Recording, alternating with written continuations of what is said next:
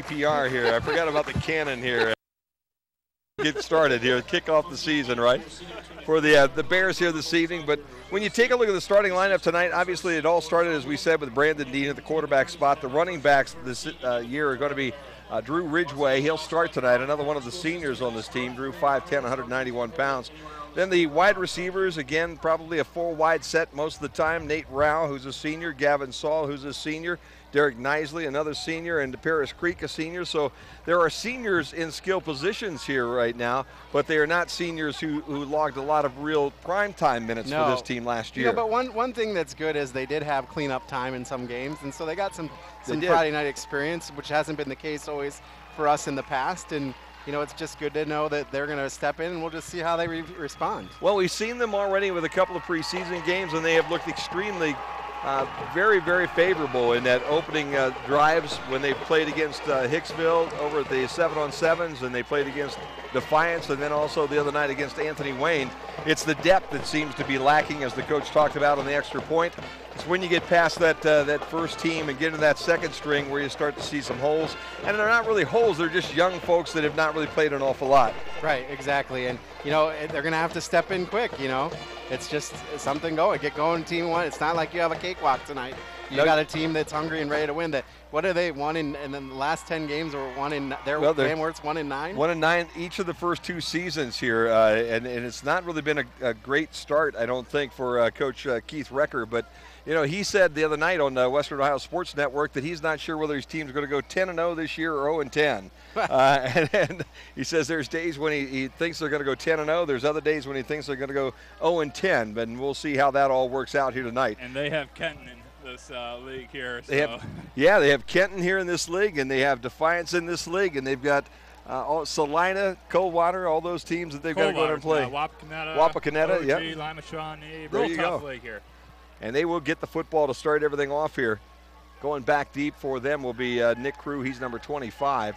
And the one thing about this team that Coach was worried about, Chris, was the speed. This is a football team that has some young guys who, 4 of them were on the state track team last year. They went to the state in a relay race. So they have some speed. They have some strength. They're led by a senior or a junior quarterback in Colin Smith. We saw Smith last year. Now, the one guy that I'm not going to miss tonight is Terrence Branson. Yeah, that guy ran a lot last year. Branson had all their touchdowns last year. He did. A couple of big runs. One of them was 65 yards. Had a couple of them that were over 40. Scored every touchdown, and then there were a couple of safeties that they picked up late in that football game. Josh Jones will kick off, and we'll see something new on the kickoff this year. Nobody's allowed to be farther than 5 yards back, and there have to be at least 4 guys on each side. So even when you're onside kicking now, you can't load everybody up on one side like you used to, and everybody has to stay within that 35 to 40-yard range. And Josh Jones will be kicking off for the Bears. I think it's Justice Tussing, number 20. He's on. The Bryan Athletic Boosters would like to thank all the individuals and businesses that contributed to making the new press box at Golden Bear Stadium a reality. Major contributors to the effort include Bard Family Foundation, Bryan Area Foundation, Parkview Physicians Group, and Spangler Candy Company. Also thanks to Alton Low Brink and Company, Bryan Eagles, Bryan Municipal Utilities, Carlin Farms, Carpet Wholesalers, Dr. Matt Grotehouse, and Overland Demolition and Recycling. Thanks again from the Bryan Athletic Boosters. Since 1875, 4 generations of the Krill family have served this area. Krill Funeral Service realizes that the end can be a difficult time. They will guide you through each and every step of the funeral process carefully and with integrity. Krill Funeral Service expresses appreciation for your trust, and they will continue to be there for you in times of need. Krill Funeral Service of Edgerton, Eden, and on West Mulberry Street in Bryan, where they operate an on-site cremation facility. Back out on BMU TV and BryanSports.com. It's 6-0 for Bryan. Here's Jim Funderburg with the play-by-play. Bears take that turnover and are able to convert it into a touchdown. But missed the point. And missed the extra point. We'll see if that will come into play later on down the road. But so far, so good for the Golden Bears, who did a very nice job of playing some defense for one play, and then a good job of being able to cash in that touchdown. About a 32-yard series, half a dozen plays. Touchdown pass to Nate Rao makes it 6-0 as the Bears will kick off. This one's going deep to Nick Crew, and he will catch it on the 15. Comes up that right sideline. He'll be dropped at about the 26-yard line. Nice return by Crew. Nice job by the Bears to be able to get up and cover that, and that's Belts that made the tackle for the Golden Bears. Expect to see Belts a little bit here running. Expect to see maybe at Azzarello as the night goes on, potentially. You know, Lane basically has not had any time over the summer months. He's had a little problems with his leg, and everything is up in the air week by week right now for Lane, who was scheduled in as a starting linebacker and also a starting running back. Colin Smith now will work out of the pistol again. Tussing in the backfield with him to his left. 3 wide receivers to the top, 1 to the bottom, and he will throw that little flanker screen. Ryan Stoller with the catch, and Stoller will bring it out across the 30 to about the 34-yard line. So he gets about 8. Derek Knisley makes the tackle, and Van Wert will have a second and short. Actually going to say he got 9 on that catch, and if you are out listening right now, imagine the Bears offense, and that's exactly the offense being run right now. As Colin Smith has that single back in the backfield, he had trips to the home side, and he's going to throw this one long. He's got his man. That's Crew. Crew has the ball into Golden Bear territory down at the 39-yard line. Crew had Zach Dean in coverage, but just got beyond him. And the one thing about Colin Smith, he does have a nice arm, is able to get that ball down on a spiral, completed up to Crew, and they are now in Bears territory for the first time. So the jitters are now out of the Cougars, I think. Yeah, Chris. I think you're right. Trips down to the visitors' side. Single setback right in front of us on the home side. They will hand the ball to number 20, Justice Tussing, and Tussing will run into the Bears defensive line. In fact, that's Retcher and Drew Ridgway. No gain. That made the tackle right at the line of scrimmage. Second down now and 10, 8:45 and counting, opening period. Just tuned in here to BryanSports.com. Great to have you out around the world, wherever you might be, listening into the Bears football tonight. Beautiful night. We're on the Van Wert side, right out in the crowd here tonight, and they've got a great crowd on hand. Ball thrown too tall for everybody, as the intended receiver was Nick Crew out in the flats down around the 24-yard line. And that ball was thrown way over his head. And it will set up now a 3rd down and 10 for the Cougars. Bears and Cougars both have a number of young players that go both ways on this team.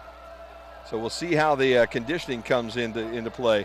Number 6 is Quincy Salcido, who is the widest flanker here on this side as they go with 2 wideouts on both sides. Little flanker screen to Hardman, and Hardman dodges a couple of Bears, gets about a yard, maybe 2, and that'll set up 4th down at about 7. Boy, I tell you, that's a lot of running for a short game. He's at about the 37-yard line, and you're right, Chris. He caught that right around the 40-yard line on the Bryan sideline. Ran back to the middle of the field and then went back the other direction. Dean on the tackle for the Bears, and the Bears now will be facing a 4th down by Van Wert, and Van Wert brings in their punter. And it looks like they're going to kick this away. Corbin Garza, or I'm sorry, I got the other wrong one. Almost blocked. Kick is off. It's a short kick. It'll take a Bears bounce down around the 20-yard line and kick out of bounds at the 21-yard line. That was Ryan McCracken, the kicker. McCracken, a junior. And the Bears will have the ball for the 2nd time here tonight on their own 21-yard line with 7:38 to play here in the opening period. As we get everything underway here on Friday night, guys, it's hard to imagine that we're back doing football games again. It seems like it was just yesterday that we were in that Kenton game over in Findlay. And coming back home, I can still remember that. What a tough night that one was. You're right. Bears now with 2 running backs in the backfield, 2 receivers, 1 on either side. Dean fakes the ball to the first guy through, keeps it, and he will be dropped for a loss back inside the 20 at about the 17-yard line. Tenora 35, Liberty Center nothing. Wow, Liberty getting rolled by Tenora here tonight. Knew it was going to be a tough year for them. When your coach says you got more bikes in the lot than you do cars, you know you got a young football team. Dean drops to throw. He's going to go deep over the middle. He's got his man, enough for the first down, out across to the 31. That's Nicely on the completion. And Nicely has just enough for that first down at the 31-yard line. Stuller with the tackle, but depending on where they spot it. Yeah, they did 31. Where they moved it back in, I was worried that we were going to be an inch or two shy, but when they marked it down, it was right on that 31-yard line, and the Bears have the first down, their first down here in this drive. Dean will roll to his left, looking downfield. He's got trouble. A couple of Cougars got loose, and they'll drop him back at the 26-yard line. So Brandon will lose about 5. Chandler Adams, number 4. And Evan Williams, number 17, were the two Cougars that got the penetration. And the Bears now have second down and 15. Offensive line for the Bears this year have some new faces out there, and we'll talk about them here in just a minute. Brandon Dean running for his life, scampering back up the middle. Looked like he was going to get sacked for a loss of about 5. He gets back to almost the line of scrimmage. It'll set up third down and 15. And again on that stop, number 34, Gavin Ferkel, number 56, Gavin Cross were the two guys that were putting on the heat. And that Bears line, Whitler is at right tackle, Taylor at right guard. Zach Phillips out tonight with a bad ankle. Kyle Stuller is the center. Retcher and Beck are the guards and the tackle respectively on the right side. Dean this time with plenty of time. Now he has to dump it off into the flat, and he throws it behind his intended receiver, Paris Creek. And that'll set up a fourth down situation now for the Golden Bears. They'll have to kick this one away. Yeah, it's first game, getting used to everything in live action. Yeah, Brandon's going to have to figure out, just exactly how much time he has to throw that ball. Wasion leading Fairview 21-0 in the first half, excuse me. Colin Smith is one of the punt returners. He's back on the 40-yard line on the home side, and the Bears will kick this off. Josh? Timeout. Didn't have all the personnel out there. Bears only had 10 on the field. Josh Jones, the punter and the kicker. So why don't we take a timeout with him, Chris? 5:54 to go. Bears up 6-0.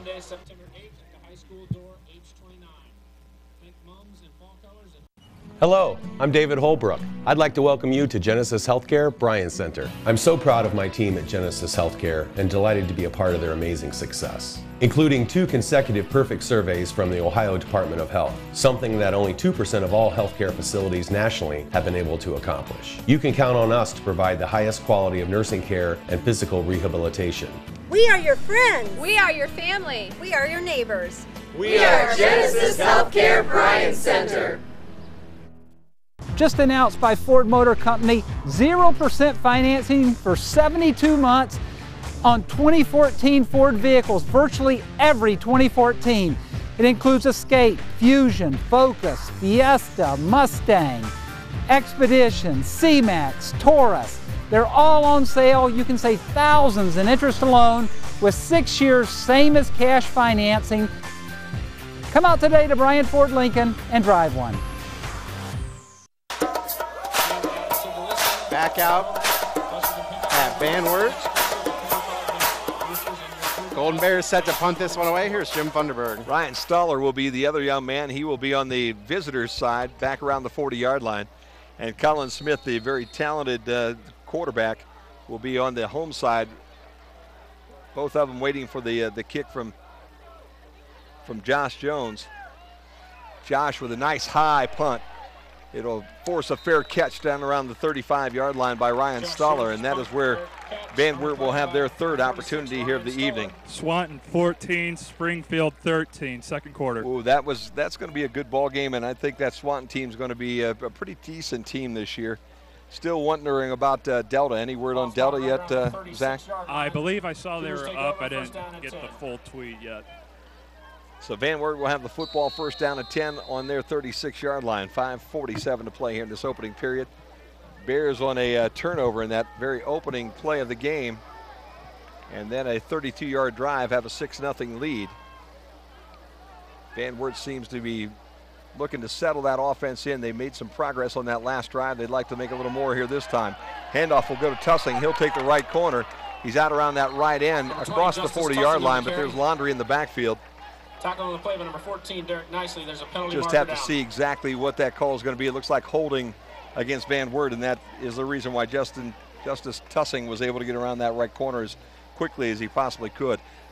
Pretty good team speed on this football team from Van Wert, though, Chris. Yeah, they are pretty fast, and they're doing some nice job blocking on the corners. New unis for these guys this year. They've got the dark gray pants with the red stripe coming up the leg, the red jerseys with the white numbers, the white arm strap with a black band in the middle of it, and the gray helmets with the red logos on the side. And like we said, the Bears in their all whites here tonight. They've got a little different logo on the side of that helmet, but they've stayed with those gold helmets this year. So it will now be 1st down and 22 for Van Wert as they move the ball all the way back to the 25-yard line. And they'll go empty set backfield with Cullen Smith, the quarterback. They've got Stuller actually in a wing spot kind of right in front of him, and he'll go now in motion to his right, and he'll set down right behind the tackle. 2 wide outs on both sides. Smith will keep it. He's got room right up the middle. Found a nice little hole out across the 30 to about the 33-yard line. Bears able to upend him right there. Nicely made the tackle for the Bears along with Gavin Saul. Got a shootout in the Archibald-Hicksville game. Hicksville 22, Archibald 21, 7:30 left in the second quarter. 2nd down now and 14 after a nice run by Colin Smith. And that one basically just right up the middle. They opened everything up behind Salcedo, who is the right tackle, and John Averish, the right guard. In the center, Ethan Williams. And he went right off that in that number 2 hole, right up the middle for a nice pickup. He'll roll this time, look down towards the left flat. He's got his man, that Stuller, and the completion will take the ball out across the 45 to about the 46-yard line. And that will be enough for a 1st down for the Cougars. Coldwater 15, Kenton nothing. The rest of that line for Van Wert here tonight, Caleb Cantrell is the left guard, Gavin Cross is the left tackle. They go $176, 305 is average, 270 is their center, Ethan Williams, 265 is Cantrell at the guard spot, and 210 for Cross, the left tackle. So a lot of beef along the front of that offensive line there for the Cougars. Smith will throw quickly. He's got Stoller again, and Stoller will advance the ball down across the 45-yard line in Barron's territory to about the 44-yard line. They'll give him almost 9 on that one. Nicely with the tackle. It'll be 2nd down now and 1 for the Cougars, and that quick little pass to the flanker has been their most deadly weapon here so far, Chris. I tell you what, Jim, they are doing a nice job moving the ball. Let's see if they're going to be able to punch it in. They've moved the ball now 2 drives in a row. Smith reminds you an awful lot of Austin Schimler last year. Got good size at 6'2" and 175 pounds. Very mobile young man. He'll hand this football off to Keegan Hardman, and Hardman. 20, Justice Tussing on the carry. That was 20 instead of 21. And he was knocked down by Lane Azzarello, who is in the ball game for no gain. It'll set up 3rd down now and 1 for the Cougars. Tussing, the lone running back. Keegan Hardman out now wide on the Bryan side, 21. And now all of a sudden Tussing will go out in that slot on that visitor side. They'll go 2 wide on both sides. Stoller, the running back, and he's set up right behind that left tackle. Smith will run it up the middle. He's going to be close, but I don't think he's going to get it. I think he was actually knocked down a foot or 2 shy. Azzarello comes up off that pile. Brought down on the play by number 52, Ethan Retcher. And Ethan Retcher's on the bottom of that pile, so it will be 4th down and 1. And the play that was really very successful for them in that opening play on this drive after they got the penalty, that time was sniffed out extremely well by the interior of that Golden Bear defense. 4th down and 1, Bears jump off sides. They're going to give them an easy one. Smith gave them a hard count. You can hear the crowd around me right now as they're very happy to get that 1st down on the offsides call. Interior of that line just a little bit anxious, and I think that was Hayden Hagman, 63, that went off early. Hagman, Miller, and Schitteldecker are your down linemen. Your linebackers, Retcher, Rummel, Ridgway, Dean, and Kuba. And then 3 defensive backs as we play that 3-5-3. Knisley is the free safety, Rao and Creek the corners. Ball deep, 15, 10, 5, touchdown. Nick Crew got behind Zach Dean, and Smith found him right in the middle of the field. Dean caught him at about the 5, but wasn't able to really put a good tackle on him. Grabbed a hold of the back of his shirt, and Crew dragged him for a yard, then lost him and ran into that end zone up against the wall that says Cougar Pride. I tell you what, Jim, that was a nice play. They gave him time. He was crossing over toward his left, and they just put the ball right where they needed to put it. So the ball game now tied 6-6 with 2:29 to play here in this opening period. Extra point on its way. Kick is up, and it is good. And for the first time tonight, Van Wert has a lead 7-6 with 2:29 to play here in the opening period on BryanSports.com. When it's time to dig, it's also time to protect. Call 811 48 hours before you dig and protect what's most important to you. Because it's not the size of the job that matters, it's the size of the things you protect. Call 811 before you dig. Is there a funeral home that I can afford?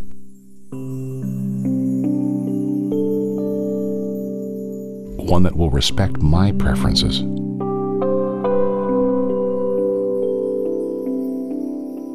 And make me feel like nothing was sacrificed. At Oberlin Turnbull Funeral Home and Crematory, you don't have to spend more to get more. Phone 800-262-3139. Back out at Van Wert. They have taken the lead. The home team has 7-6, 2:29 remaining here. First quarter. Here's Jim Funderburg. Hager Stadium is on its feet here as the Cougar is able to take that and drive that football. How many yards was that drive, Chris? Let me pull it up right now.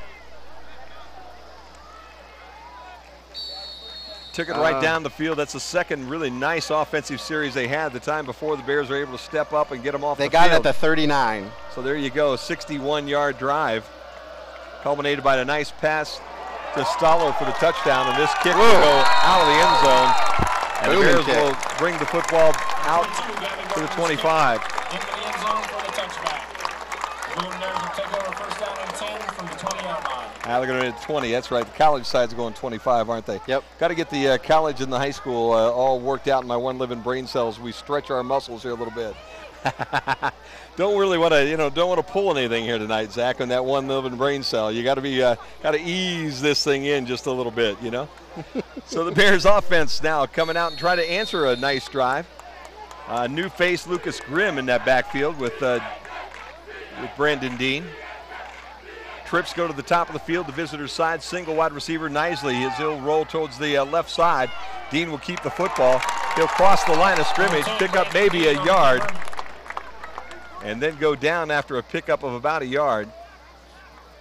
First hit on the play by number 56, Gavin Cross, finished off with number 17, Evan Williams. Probably can hear in my headset, Gavin Cross, the first young man to get there. And the Bears' run game so far has been a little bit anemic. They've been able to pass pretty well, but the running side has not clicked on all cylinders here yet. They'll hand it to Grimm. Grimm finds some room, left side, cuts back outside. He's across the 25, up to about the 27-yard line. It'll set up a third down now and about a 3-yard tally they need to get this thing to a first down. So Grimm with a nice run, giving him about 5, almost 6, and that's a young guy that I think we're going to see an awful lot of, just a junior, 5'11", 170 yards, but looked like he could really be explosive in that preseason. He'll get the football again. He'll be close to a first down, but he's going to be short. About the 29-yard line, and that'll set up fourth down now, and the Bears will have to kick this one away. Fourth down and a long one, about 1.5, so the Bears will have to kick this away. Stoller will go back to receive the kick. Jones will drop back to kick. 1:05 to go. Don't think this year, Chris, we're going to see any fake punts on a time like this one. I think Coach Klein will be happy to get his guys some experience before we get back to the razzle-dazzle of the Golden Bears football. Big, high kick. Stoller already has his hand in the air, and he'll fair catch that back on the 36-yard line. So Jones with a nice punt of about, 36 yards. 36 yards. Ball spotted just outside the 36-yard line. We're going to first down and 10 for the Cougars. And that will be first down and 10 now for the Cougars as we're down under a minute, 48 seconds to play. Another interesting rule change this year, if you do get to a point where anybody's up more than 30 points in the second half, the clock will run automatically, never be stopped. So that'll be an interesting maybe will come into play some this year. Sure came into play a lot last year. 42-0 Tenora over Liberty. Wow. Oh, my gosh. Bears defense back out on the field. Hand off on the sweep. Around the corner comes Nick Crew. Crew stays on his feet, crosses the 35. He's close to the 40-yard line before he goes out of bounds. Knocked out of bounds on the play by number 52, Ethan Retcher. He'll get about 5. Retcher with the tackle. And again, the jet sweep that the Bears ran so many times last year. As Coach Klein said in the pregame show, this team pretty much mirrors that football team that you saw last year and the football team we're watching here tonight. Yep. Bears with that spread offense, the Cougars with that spread offense. Both these teams just looking for a spot where they can get somebody open, get them into open spaces and let them run a long time with that football for a touchdown. Handoff. Tussing. He'll have the first down as he's tripped up close to midfield. And the reason it takes a little time, Smith basically and Tussing ran with that football through the hole and up the field, and that handoff didn't really occur until it was almost in the secondary of the Bears to decide who was going to take that football, and then Tussing took it. Nice job by Smith to be able to read that defense as he's able to read and see who should have it, whether he should follow Tussing into the hole or whether he's going to give it to his big fullback. I don't think they need to snap it here if they wanted to wait, but they look like they're ready to go. I think they want to get another play. They've got momentum going right now. Double wides on both sides. Smith will keep the ball. Makes the first guy miss. Now he's trying to get out around the corner. Makes another guy miss. And then he's finally knocked down by Lane Azzarillo back around the 49-yard line. So he maybe got back to the line of scrimmage. They're going to say they're going to say forward progress got him a yard. But he really got planted right back on that line of scrimmage, and that will do it for the first quarter. So we played one here at Van Wert.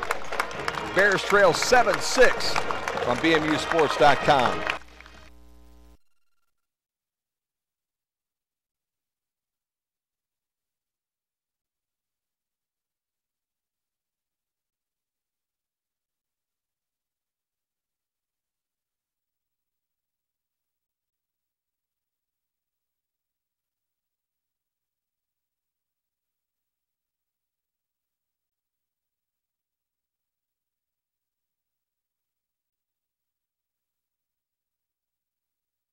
Natural gas has an odor similar to rotten eggs. If the odor is faint, it could be something simple, but don't take chances. Don't do anything that might create a spark. Leave the building immediately and call us. Trust your senses and be safe. The Ohio Gas Company, serving Northwest Ohio for over 100 years. Back out at Van Wert, it's the Cougars 7, Golden Bears 6. Here on BMU TV and BryanSports.com. Chris Malenga, Zach Hazlett, and Jim Funderburg. Jim? What a difference a year makes, Chris. At this time last year, Bears were up 21-0 and about ready to go up 28-0 as they held Van Wert scoreless. In fact, held them without a first down in the opening period last year up at Golden Bear Stadium. Whole different offense coming out of these Cougars tonight, and you can tell the young guys who were sophomores and juniors last year all of a sudden who have grown up to be very solid juniors and seniors, and they lead 7-6 right now as we flip ends. And the Bears defense is facing a 2nd down and 9 after they did a good job on first down to keep Smith from getting outside and dropped him for just a short gain. Smith again in the backfield by himself. He'll keep it. Now he's going to try the right corner. Looking for a block. He's got one from Tussing. He's down to the 41. He'll put his nose down, cross the 40, and he'll be close to that first down. Depending on where they mark him, it's either a first down or it's 3rd down and very short. They're going to keep him on the Bryan side of the 40-yard line, so he needs to get on the other side of that 40. It's 3rd down now and 1. Tussing now stands next to Smith in the backfield. Trips to the top side, and we've got a whistle and a flag. And before anything gets started, did the Bears get off sides again? They're walking backwards, so they must have been either lined up in the neutral zone or jumped a little early.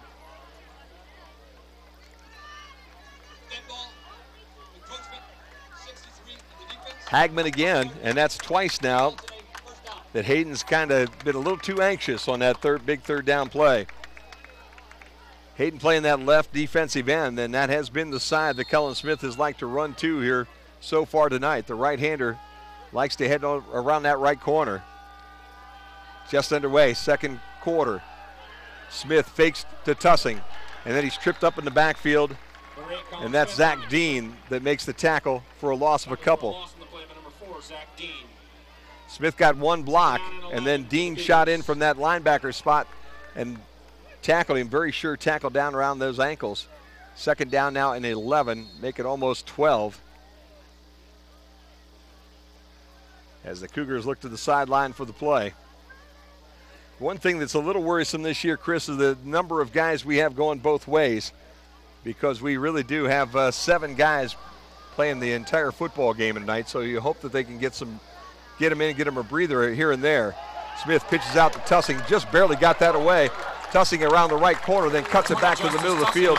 He's down inside the 30, and we've got Gavin Saul on the field right now for the Bears, and hopefully he's going to get up. Looks like he twisted an ankle, and he's going to hobble his way off to the sideline after he was one of the Bears that made that tackle.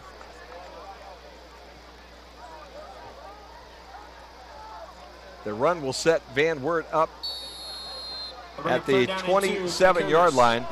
Third down and a short 2.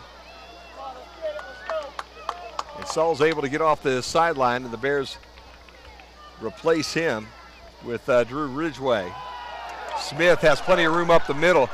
The only guy that slowed him down was the official, as he was able to get the first down to the 21-yard line. But when he got to that point, he had a guy in a striped shirt right in front of him, and the Bears then converged on him and drop him there. Nice pickup by Smith. Moved the sticks again with the 10:08 mark. And the Bears defense needs to find a way to get off the field here without allowing the Cougars to score. Tussing again, the only running back in that backfield is Cullen Smith. Lines everybody up. He's got 2 to the right, 2 to the left. Wide receivers, that is. Tussing to his left side. He'll roll that way and then pitch out to Tussing. Tussing makes the first guy miss. 2 Bears there to wrap him up after that, but Tussing does pick up some yards. Hagman was one of the guys that got him, and his helmet came off, so he's going to have to go to the sideline for a minute. Hayden Hagman with the first contact. They're going to give him about 3. It'll be second down and 7. Ball on the 18-yard line of the Golden Bears. Van Wert with their second sustained drive here and trying to score their second touchdown of the night on this possession. Again, Tussing in the backfield. Smith drops, looks to the corner of the end zone. Now he's being flushed out of the pocket. Throws down in the middle, hits their receiver, Keegan Hardman, right in the hands. Worst spot to hit a receiver, right in the middle of the field as he dropped it, right there at the 5-yard line. Third down and 8. Nisley with some pretty good coverage there, but that ball hit him right in the numbers, and I think it got to those numbers, then bounced back out. Good job by Smith to be able to maintain his balance and get that throw off as he had some heat coming on him. Third down now and 8. One thing I didn't hear anything about is their kicking game here. Van Wert has had some kickers in the past. We've watched them kick field goals. This wouldn't be a long one. Bears would like to at least allow them to get nothing more than that. And we have a timeout on the Van Wert sideline. That one was taking forever. I think if the kicker could kick it out of the end zone on the kickoff, I think he can make a field goal. I think he might too. He looks like he had a pretty good leg. So Van Wert takes a timeout. Why don't we take a timeout with him? No, let's just give a little credit to the guys that are bringing you the ball game here tonight. Tonight's game is being brought to you by the Bryan Athletic Boosters, always backing our athletes. Good luck all season long. By Bryan Auto Depot, quality used cars at a fair price. Bryan Ford Lincoln, we're just down the road from high prices. Bryan Municipal Utilities, your local cable and high-speed internet provider. Also by Genesis Healthcare. We are your friends, we are your family, we are your neighbors. By Northwest State Community College, helping you take that next step to a new job or a new career. By Oberlin Turnbull Funeral Home and Crematory, all types of service for all types of people. By Ohio Gas Company, celebrating 100 years of service to Northwest Ohio.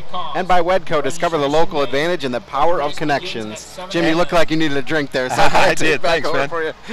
Bryan Auto Depot scoreboard does not have the Bears on top right now as they trail 7-6, and the Cougars trying to add to that lead. It is third down now and about 8. Ball down on the 18-yard line of the Golden Bears. And Van Wert came over, reorganized everybody, and they come out with a double back look. Back on the right, back on the left. Smith's going to drop and throw. Nobody open. Rolls to his right. Now he throws it to the back of the end zone, and I think it's caught. It is. That's Ryan Stoller, 46, that went up high in the air, was able to bring that ball down. If Stoller would have been about an inch shorter, he wouldn't have had enough ups to get there, but the big boy went up, 6 foot tall, 165-pound junior, went up, came down with it. Wow, you know what that double back set did, Jim? It allowed him some time to throw, and so he was able to roll out and have plenty of protection and just find his man back in the end zone. And Stoller came open in the back of that end zone, and Smith was able to put it right on the money, and a nice job there by Van Wert to take it down and cash in. And the extra point is monstrously large. Gavin Gardner is the young man that kicked it. And now Van Wert finds itself up by 8 on the Bryan Auto Depot scoreboard. The Bears down 14-6 here in Van Wert on a Friday night. Since 1875, 4 generations of the Krill family have served this area. Krill Funeral Service realizes that the end can be a difficult time. They will guide you through each and every step of the funeral process carefully and with integrity.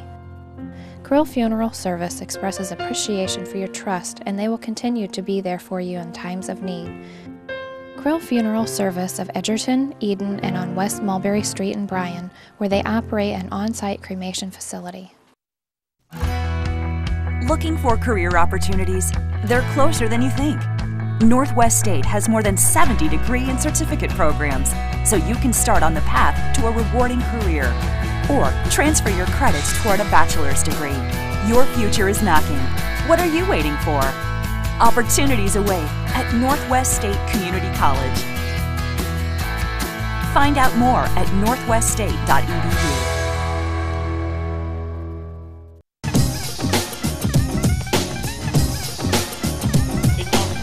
Well, booming and shaking the room is the Van Wert Cougars, not the Bryan Golden Bears, as it's now 14-6. Van Wert, here's Jim Funderburg. Well, how good were the last 2 years Golden Bears?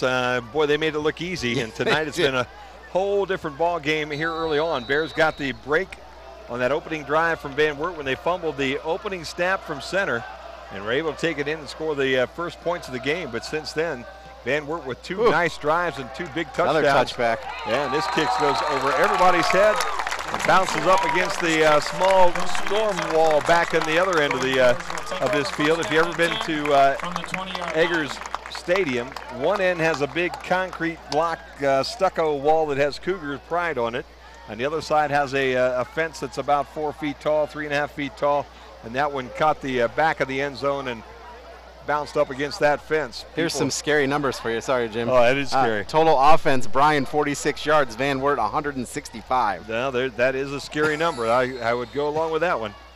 Bears offense back on the field now. See if they can find a way to get things going. Dean will roll to his right. He's got room. 20, 25, 30, up the sideline, 35, 40, back towards the middle of the field and dropped at about the 47-yard line. That is one thing that Brandon Dean has in common with Austin Schindler. Once you get him out in the open field, he can scamper, and he knows how to cut and use these blockers and get as much as he possibly can. And the Bears now have the ball, say he stepped out of bounds right around the 38-yard line. 1st and 10, Dean will keep it again. Not quite as successful as he goes off right tackle and then scoots it out around the end just a little bit. He's across the 40 to about the 41-yard line, so give him about 3, maybe 3.5. 3, 2nd down and 7 for the Golden Bears. Bears will go with triple wide receivers on the home side and doubles on the top as Brandon Dean's all by himself in that backfield. Has time to throw and is looking to throw. He's going across the middle, tipped away, almost intercepted. Ball was intended for number 2, Sam Culler. And Culler ran through a double team, and basically the ball was just a little bit behind him. And the linebacker able to get a handle on that football, knock it away, tipped it up in the air, and was almost. Was that Keegan Hardman that did that? Almost picked off. Hardman was the guy that almost intercepted it, but yeah, I think it was the line. I think it was 52 that got the ball. Dean looks to throw, 3rd down and 7. He's got time, rolls to his right. Now he's running out of time, and he's going to be dropped back around the 40-yard line. None of the Bears were able to get open. And Brandon Dean basically just forced to eat that one right in front of his bench. for a loss of about a yard.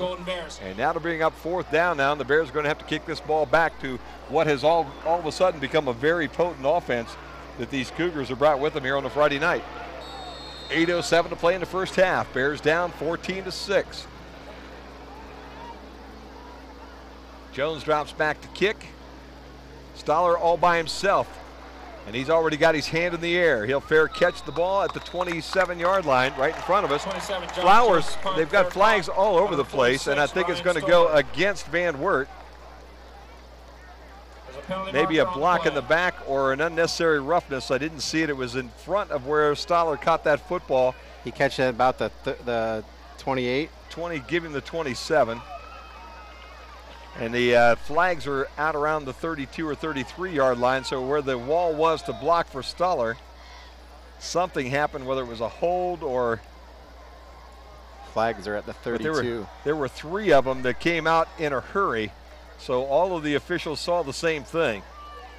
Dead ball, personal foul, late hit, number 3 of the receiving team. There you go. It will be 50. Normally it's a 15-yard penalty. In this case, it'll be half the distance to the goal. First down. So that ball will go halfway towards that end zone and now be placed inside the 15 down to about the 13 and a half. After the penalty, the ball spotted at the 13-yard line. That'll bring a first down. And that was a late hit by Andy Hammond, number 3. After the play was over, I didn't see the play. Must have been a push or a shove. Obviously, the play once the ball was caught was whistled dead because it was a fair catch. And something happened in the little pile up in front of that catch. So it'll be first down and 10 now, Van Wert. They send 3 receivers to the home side, 1 to the top, single running back in the backfield. Smith lost the handle, but he was able to regain it, made his fake, and was able to cross the 15 and keep his footing all the way out to about the 18 and a half. So that was about a 5-yard pick out. Nicely with the tackle.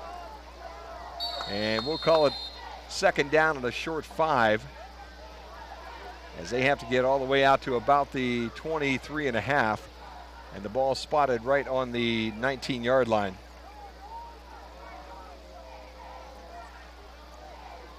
.7:25, clock is counting. Van Wert with the football and a 14-6 lead if you're just turning into BryanSports.com. Smith tries to throw one down the sideline, and it's over everybody's head and out of bounds. Had that ball heading towards Keegan Hardman, and the Bears had a pretty good coverage by Nate Rao. So the Cougars now with a 3rd down situation.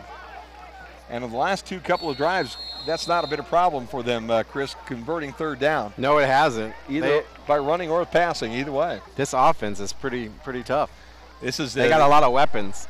You know, we talked about Terrence Branson not being around here tonight, but these young guys have grown up quite a bit. Tussing, Hardman, Cruz, Stoller, they're all playing some football on a Friday night now. Smith will roll. Now he pitches the ball to Tussing. A little forward toss. And Tussing will be forward across the 25 out to about the 29-yard line. That's a little play right out of Coach Klein's playbook, too. Yep, it is. Schitteldecker with the stop. Saw that shimmy to Ponzak, or shimmy to, who was it last year, in the middle of the line? Pendergrass. Yeah, Pendergrass, that's right. Yeah, that was something that they did quite a bit.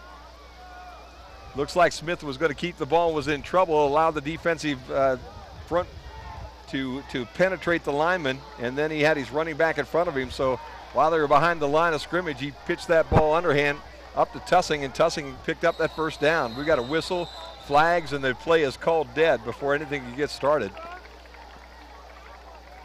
Relatively a false start on Van Wert. A penalty-free first half here in an opening night football game. Couple of encroachment calls against the Bears.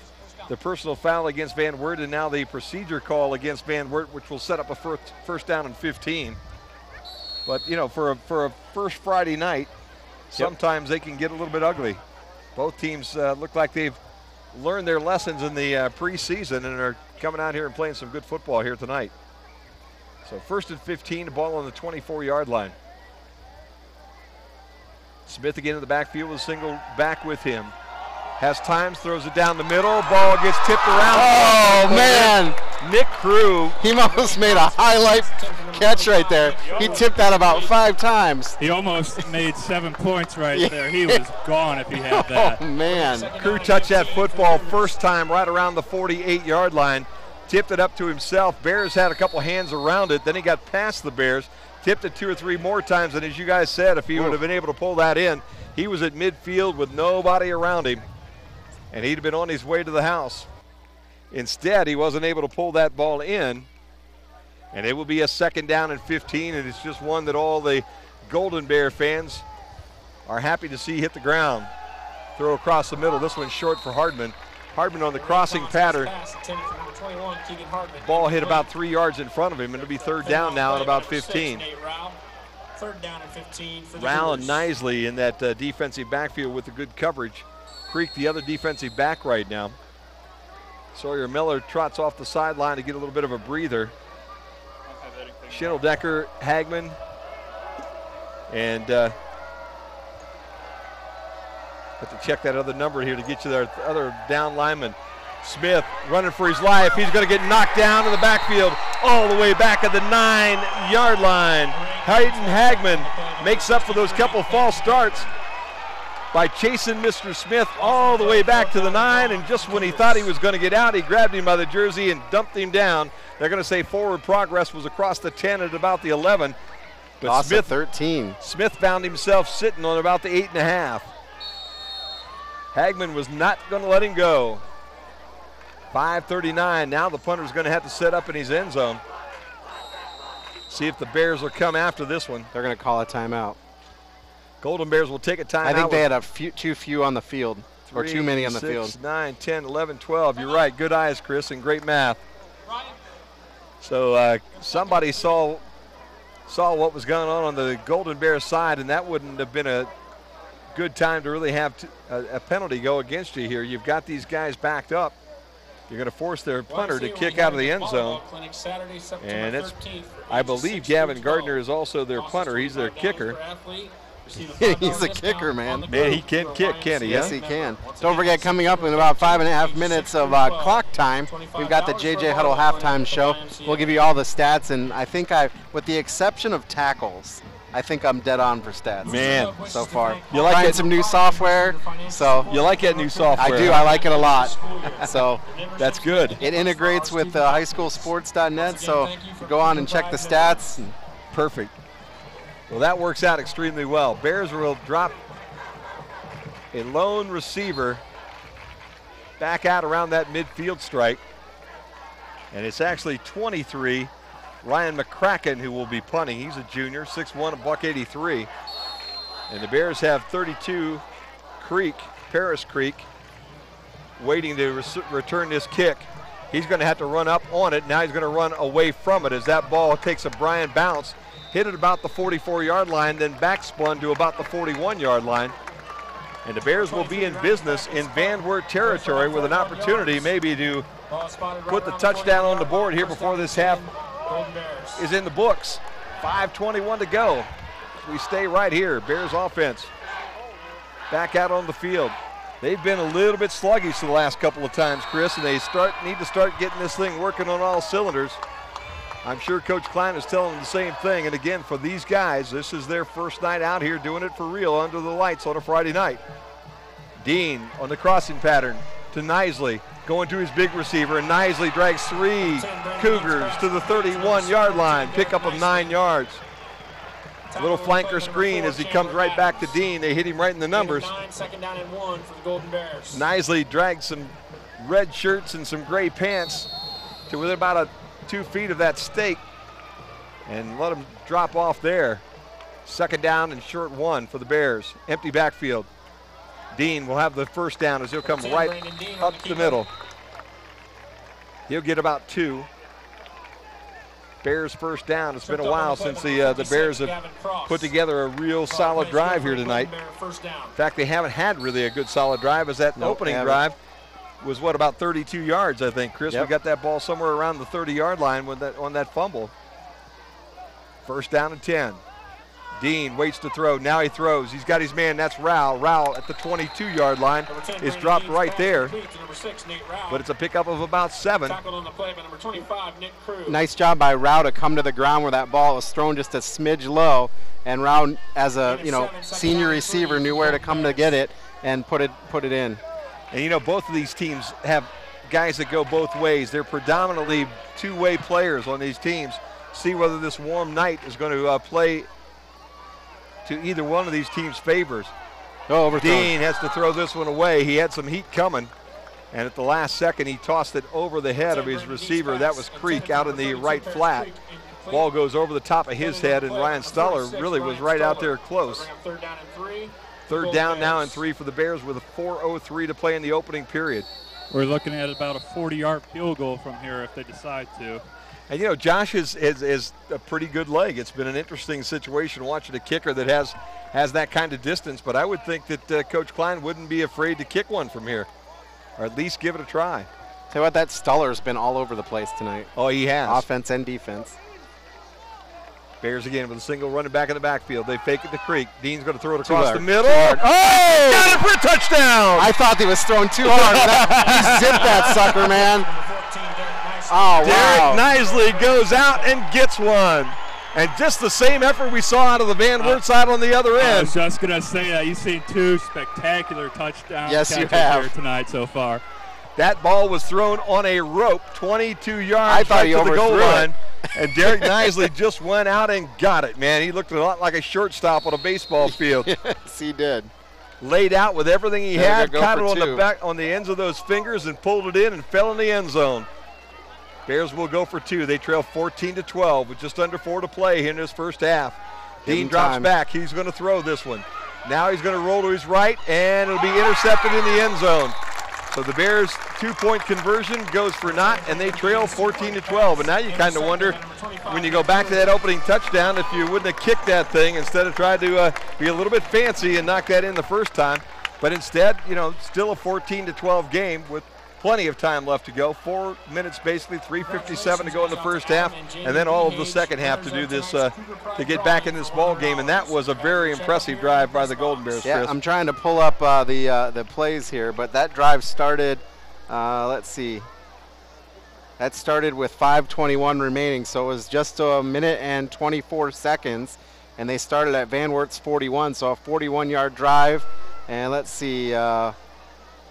Let's see how many plays that was.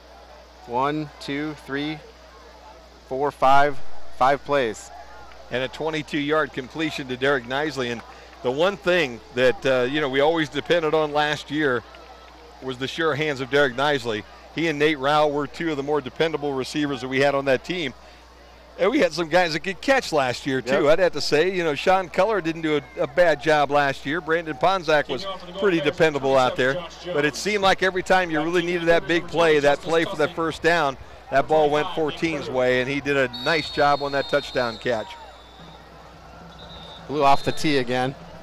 You don't feel any wind. Must be some wind on the receive of the flags, I guess, swirling a little bit. Zach feels the wind. I think it's Zach's wind, man. He's over there talking so much that he blew the ball right off the tee. Tussing's right in front of us. See if they'll kick the ball to him or. I'd like to see one through the end zone. I believe Cruz the other side. We've got a whistle. Penalty. It'll be on Bryan. Offsides. Bears got a little anxious there to get down this field, and you can't really blame them. Nick Crew and Justice Tussing both pretty quick out there on that football field. You really don't want to give them an awful lot of green grass to get started. And so the Bears will re-kick this one. And that ball did make it to the end zone, so see if he can get it there now. Move it back about 5 yards. They'll kick now from the 35-yard line. And the receivers will plant themselves on about the 13. Good ball game to start this Friday night out. We thought it was going to be here tonight. 2 teams that looking to have some pretty good years, both these guys. I mean, Van Wert thinks that they can compete in the WBL this year, and obviously all the coaches think that the Bears are going to win the NWAL. This one will be a little short, 19-yard line. It's picked up right there by Crew. Across the 30 to the middle of the field at the 35, and the Bears then stop him right there. So with 3:53 to play here in this opening half, Van Wert will have the football back. They have a 2-point lead. And we'll see if the Bears defense can somehow throttle this Cougar offense again.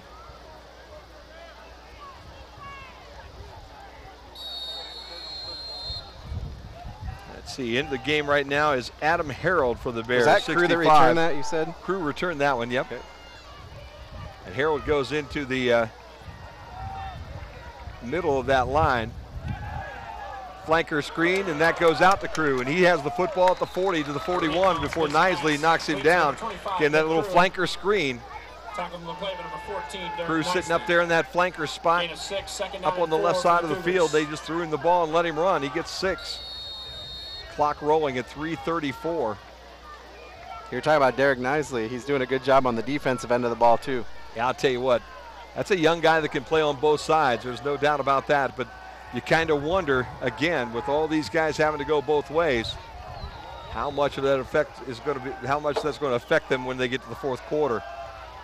Smith put the ball in the gut of the running back and then kept it, and he's going to pay for it right as he gets just past the line of scrimmage, and he gets met right there by Hayden Hagman, 63.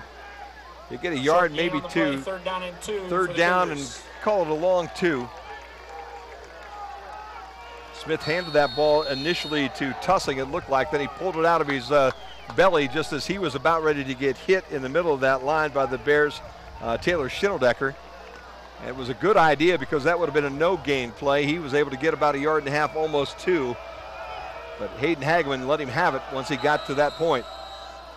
And we got a whistle on the field and a timeout by Van Wert as we're down to 2.5 minutes to play. No clocks on the field here. I'm wondering if the play clock was about ready to run out. Yeah, possibly. It seemed like they took a long time to get something going there. It does seem like the one thing about the Van Wert football team is that they do take a very deliberate path to getting these plays in and getting them going. By the way, Jim, if you're interested in following us on Twitter, you can go to BryanSports.com. You can also like us on Facebook, facebook.com/BryanSports. And we've made a big update. Zach has made a big update. I can't take any credit for it for the Bryan Sports website. He's done a nice job getting the photos and things like that for the fall sports on there. So we're working closely with the schools now, and can't do it without them. So we got to thank Brian Arlen and Teresa Kuzma and all the administration at Bryan City Schools for letting us do this. Speaking of administration at Bryan City Schools, did you see the ice bucket challenge from the principal and vice principal today? I did. It was pretty nice. The sophomore class raised the most money, so they got to dump the water on the principal and the assistant principal. That's a wonderful cause, man, and I really appreciate everybody donating to the ALS cause. It's a disease that is just devastating, and most people are not aware of it because there's not as many people that have it as cancer or heart disease or any of those types of things. But it is a very, very devastating disease. Smith got a little shovel pass, and this time the Bears says, nope, it might have worked the first time, but it's not working this time. Right there to make the tackle with about 3 Golden Bears. Oh, man. Stuller caught the football, and he just got thumped by Adam Harold. And then Harold was joined by 3 or 4 Golden Bears, and it will be a loss of about a yard. It worked for him the first couple times, Chris, but that time Harold saw it coming and snuffed it out. And I think maybe a tendency that they saw in some game film right there to see that play in a big spot like that. And with that play, the Bears now set up a 4th down and 3, and they won't drop anybody back in coverage. They're going to keep all 11 guys up on the line just in case Van Wert decides not to kick this. They do. It's going to be a short kick. It'll bounce at the 35-yard line and be touched right there by Van Wert at about the 37 as it kicked backwards. And the Bears will have the ball with 1 minute and 36 seconds to go in this first half and 1 timeout. 21-yard punt from the line of scrimmage. Of course, he punts further back, so add about 5 or 6 to that.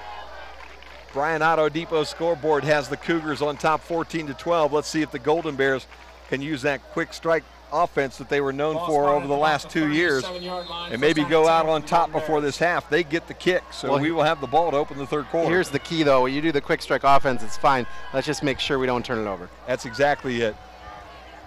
Bears will run the first one, and a nice run by Lucas Grimm. Grimm will get a couple as he'll advance the ball out to about the 38-yard line. I guess they'll give him about one. Yep, one. Bears do look like maybe they're going to be happy just to go in 2 points down at this half. Brandon Dean will roll to his right. He's got room up the right sideline. He's on his way. He's got the first down out across the 48, and he'll be down at about the 49, almost midfield. I thought so too, Zach. With a minute and 6 seconds to play, they will stop the clock to move the sticks. I thought it was too. It looked kind of like a face mask on the sideline there. His head kind of spun around. Clock gets started. 1:05 to play. Screen out to Rao. He gets a block into Cougar territory at the 48-yard line. Let's see if the Bears will call a timeout.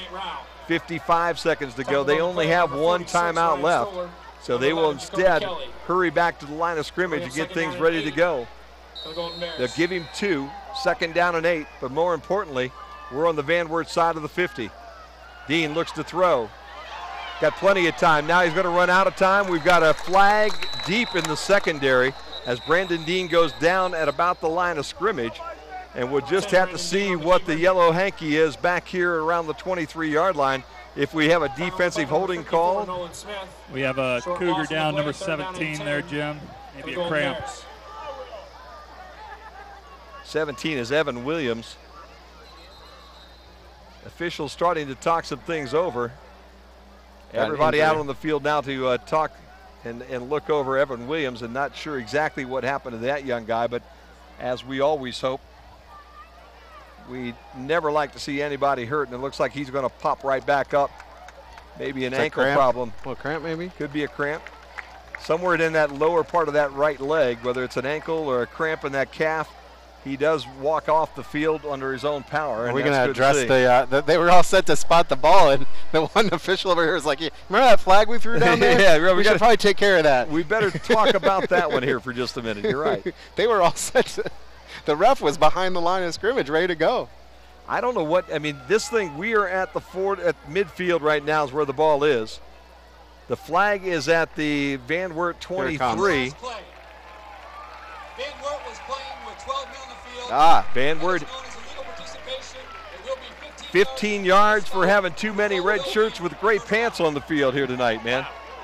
And that's why it was so important that the Bears called that timeout just a few minutes ago when they had Van Wert down in their own end zone. I'm going to go with a legal substitution but make it a 15er.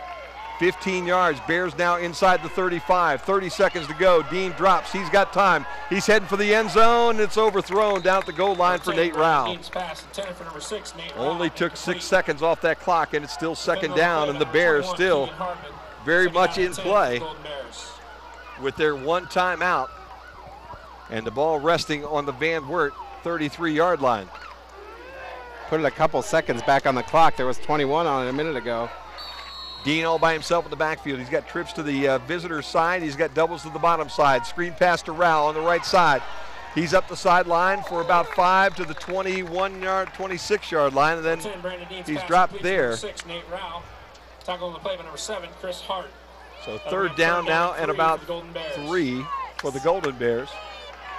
Ball on the 26-yard line. Clock will stop and be started here in just a moment. Dean looks, throws to Rao. That one was almost picked off. I don't think Nate was expecting that football, and Chris Hart stepped in front of it. And I'll tell you, if Chris would have pulled that in, that was going the other way for 6. I think he could have got a few more steps on that. I think he's just waiting for that ball to come right to him. If he would have cut that off, he was gone for 6 there, Jim. I think one good thing about whatever pattern Nate Rao was running is it brought Hart to sleep with him, you know. Bears have trips now on 4th down. Dean will keep the ball. He's got the first down up the right sideline and out of bounds inside the 20 down around the 18-yard line. 7 ticks on this clock. Bears first down puts the ball on the 19-yard line. They still have their timeout. We'll see if they'll run one more play and then maybe try to get a field goal if they can get it off within 7. And remember, we get the ball to open up the second half. See if the Bears try to throw this one to the end zone quickly. 6 seconds, 5 seconds. Dean throws it out to the sideline to Grimm. Grimm will be stopped. He needs to go down, and the clock will run out, so the Bears will not have an opportunity to make that catch. You know, I tell you what, I don't know, not that I'm second guessing anything, but I don't know, I don't take that with 6 seconds. Just let him kick it. Yeah. You know what I mean? Because the end result's the same. Well, the only thing that I'm thinking, maybe the throw the officials was are talking. Maybe they got it down. The throw was over to the right sideline, and I'm thinking that maybe the intent was for Grimm to be able to step out of bounds, pick up 4 or 5 yards, and make that a little shorter catch. Yeah. Unfortunately, there were 2 or 3 Van Wert Cougars over there, and Grimm not able to get out of bounds. In fact, cut it back into the field of play, and they dropped him there as the time ran out. Either way, we have a halftime here at BryanSports.com. We'll be back, the JJ Huddle halftime show coming up soon. Bryan Auto Depot scoreboard shows the Cougars up 14-12 here on BryanSports.com.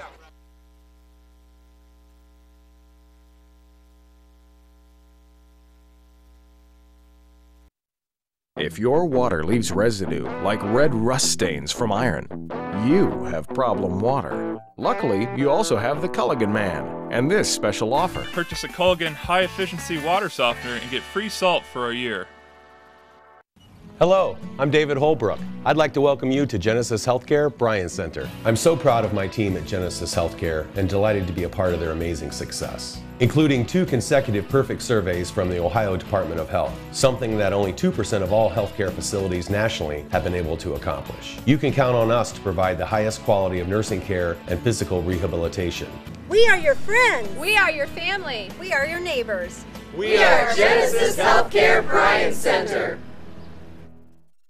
The Bryan Athletic Boosters would like to thank all the individuals and businesses that contributed to making the new press box at Golden Bear Stadium a reality. Major contributors to the effort include Bard Family Foundation, Bryan Area Foundation, Parkview Physicians Group, and Spangler Candy Company.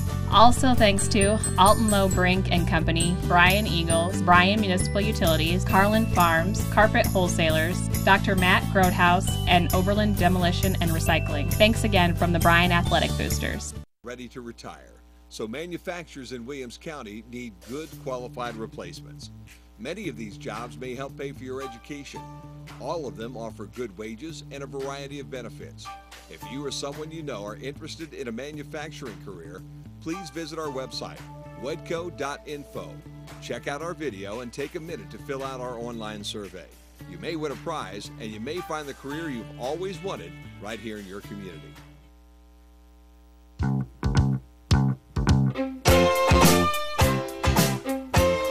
Back out at Van Wert, it's 14-12 Cougars at the half. Jim, you remember this song? I do, man. Who is this? Gosh, I'm going to play Stump the old DJ. Well, but see, that was after my time, actually. Yeah. How's that? Dexy's Midnight Runners. There you go. There you go.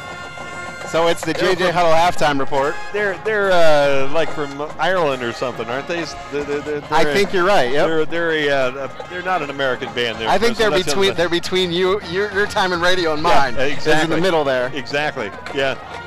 Well, I'll tell you, those years are a long, long time ago, and those brain cells are long, long gone. How's that, huh? What an interesting first half of football, huh, Chris? I tell you what, the biggest thing to me is the momentum shift.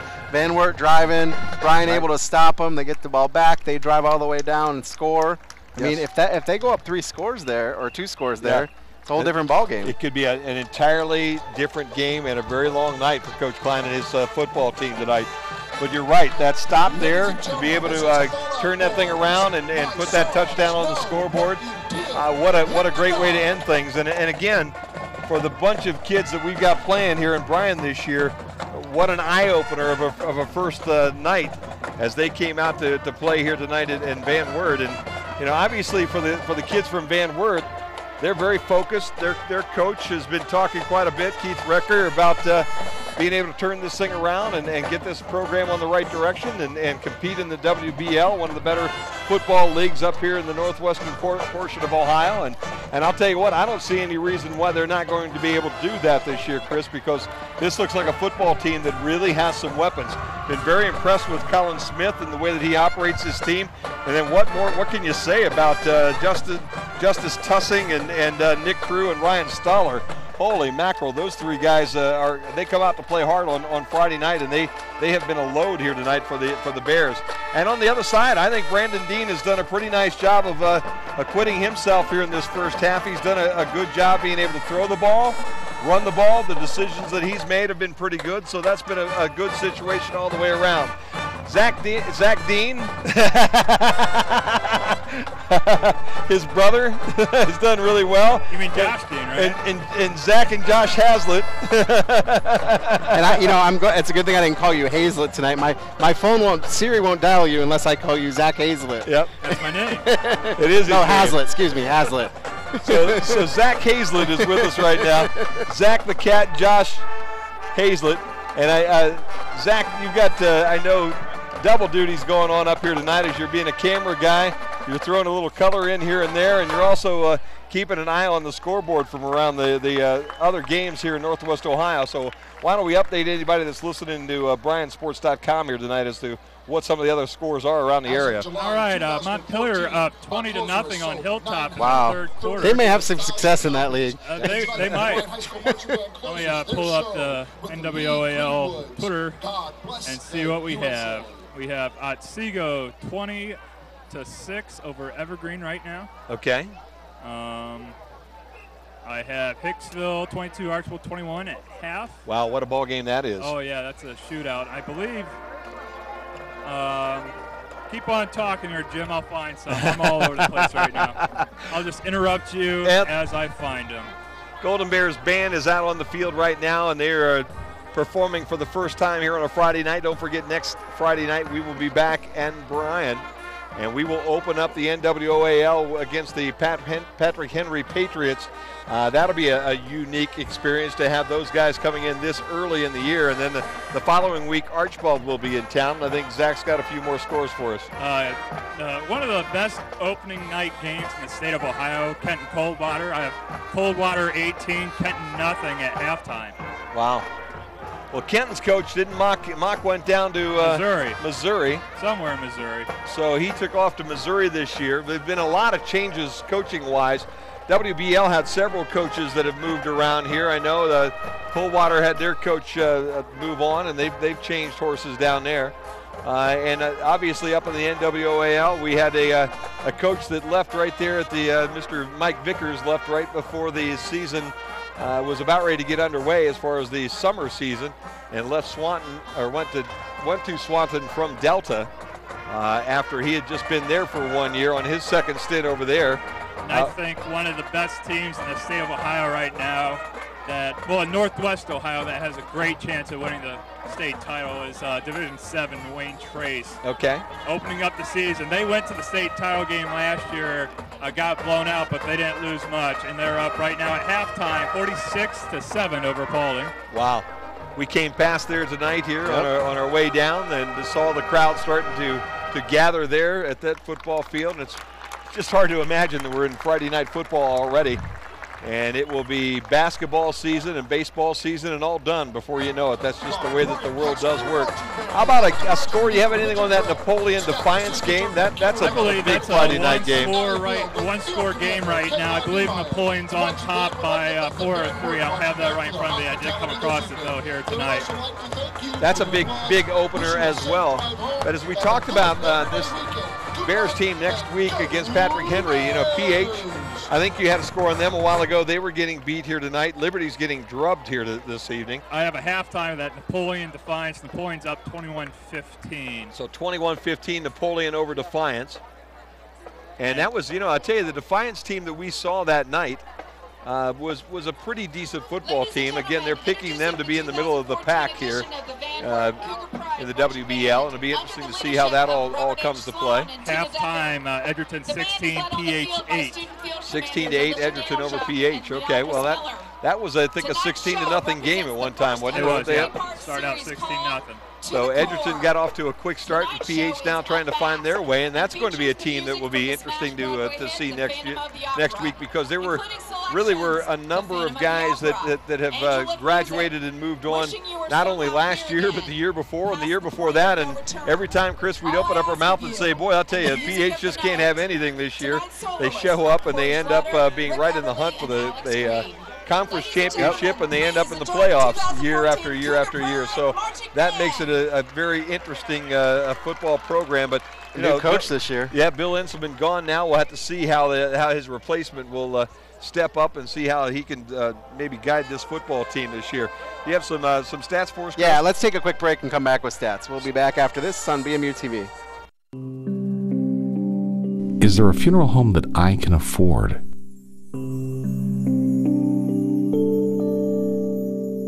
One that will respect my preferences.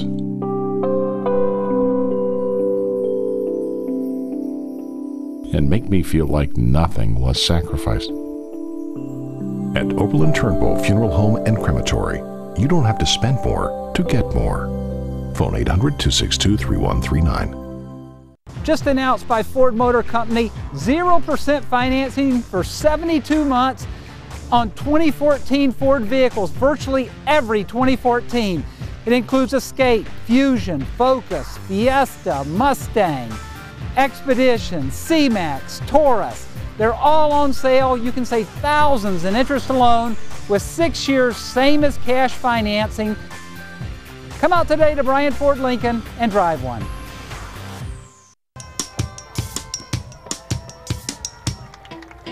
Back at Van Wert, it's 14-12 at the half.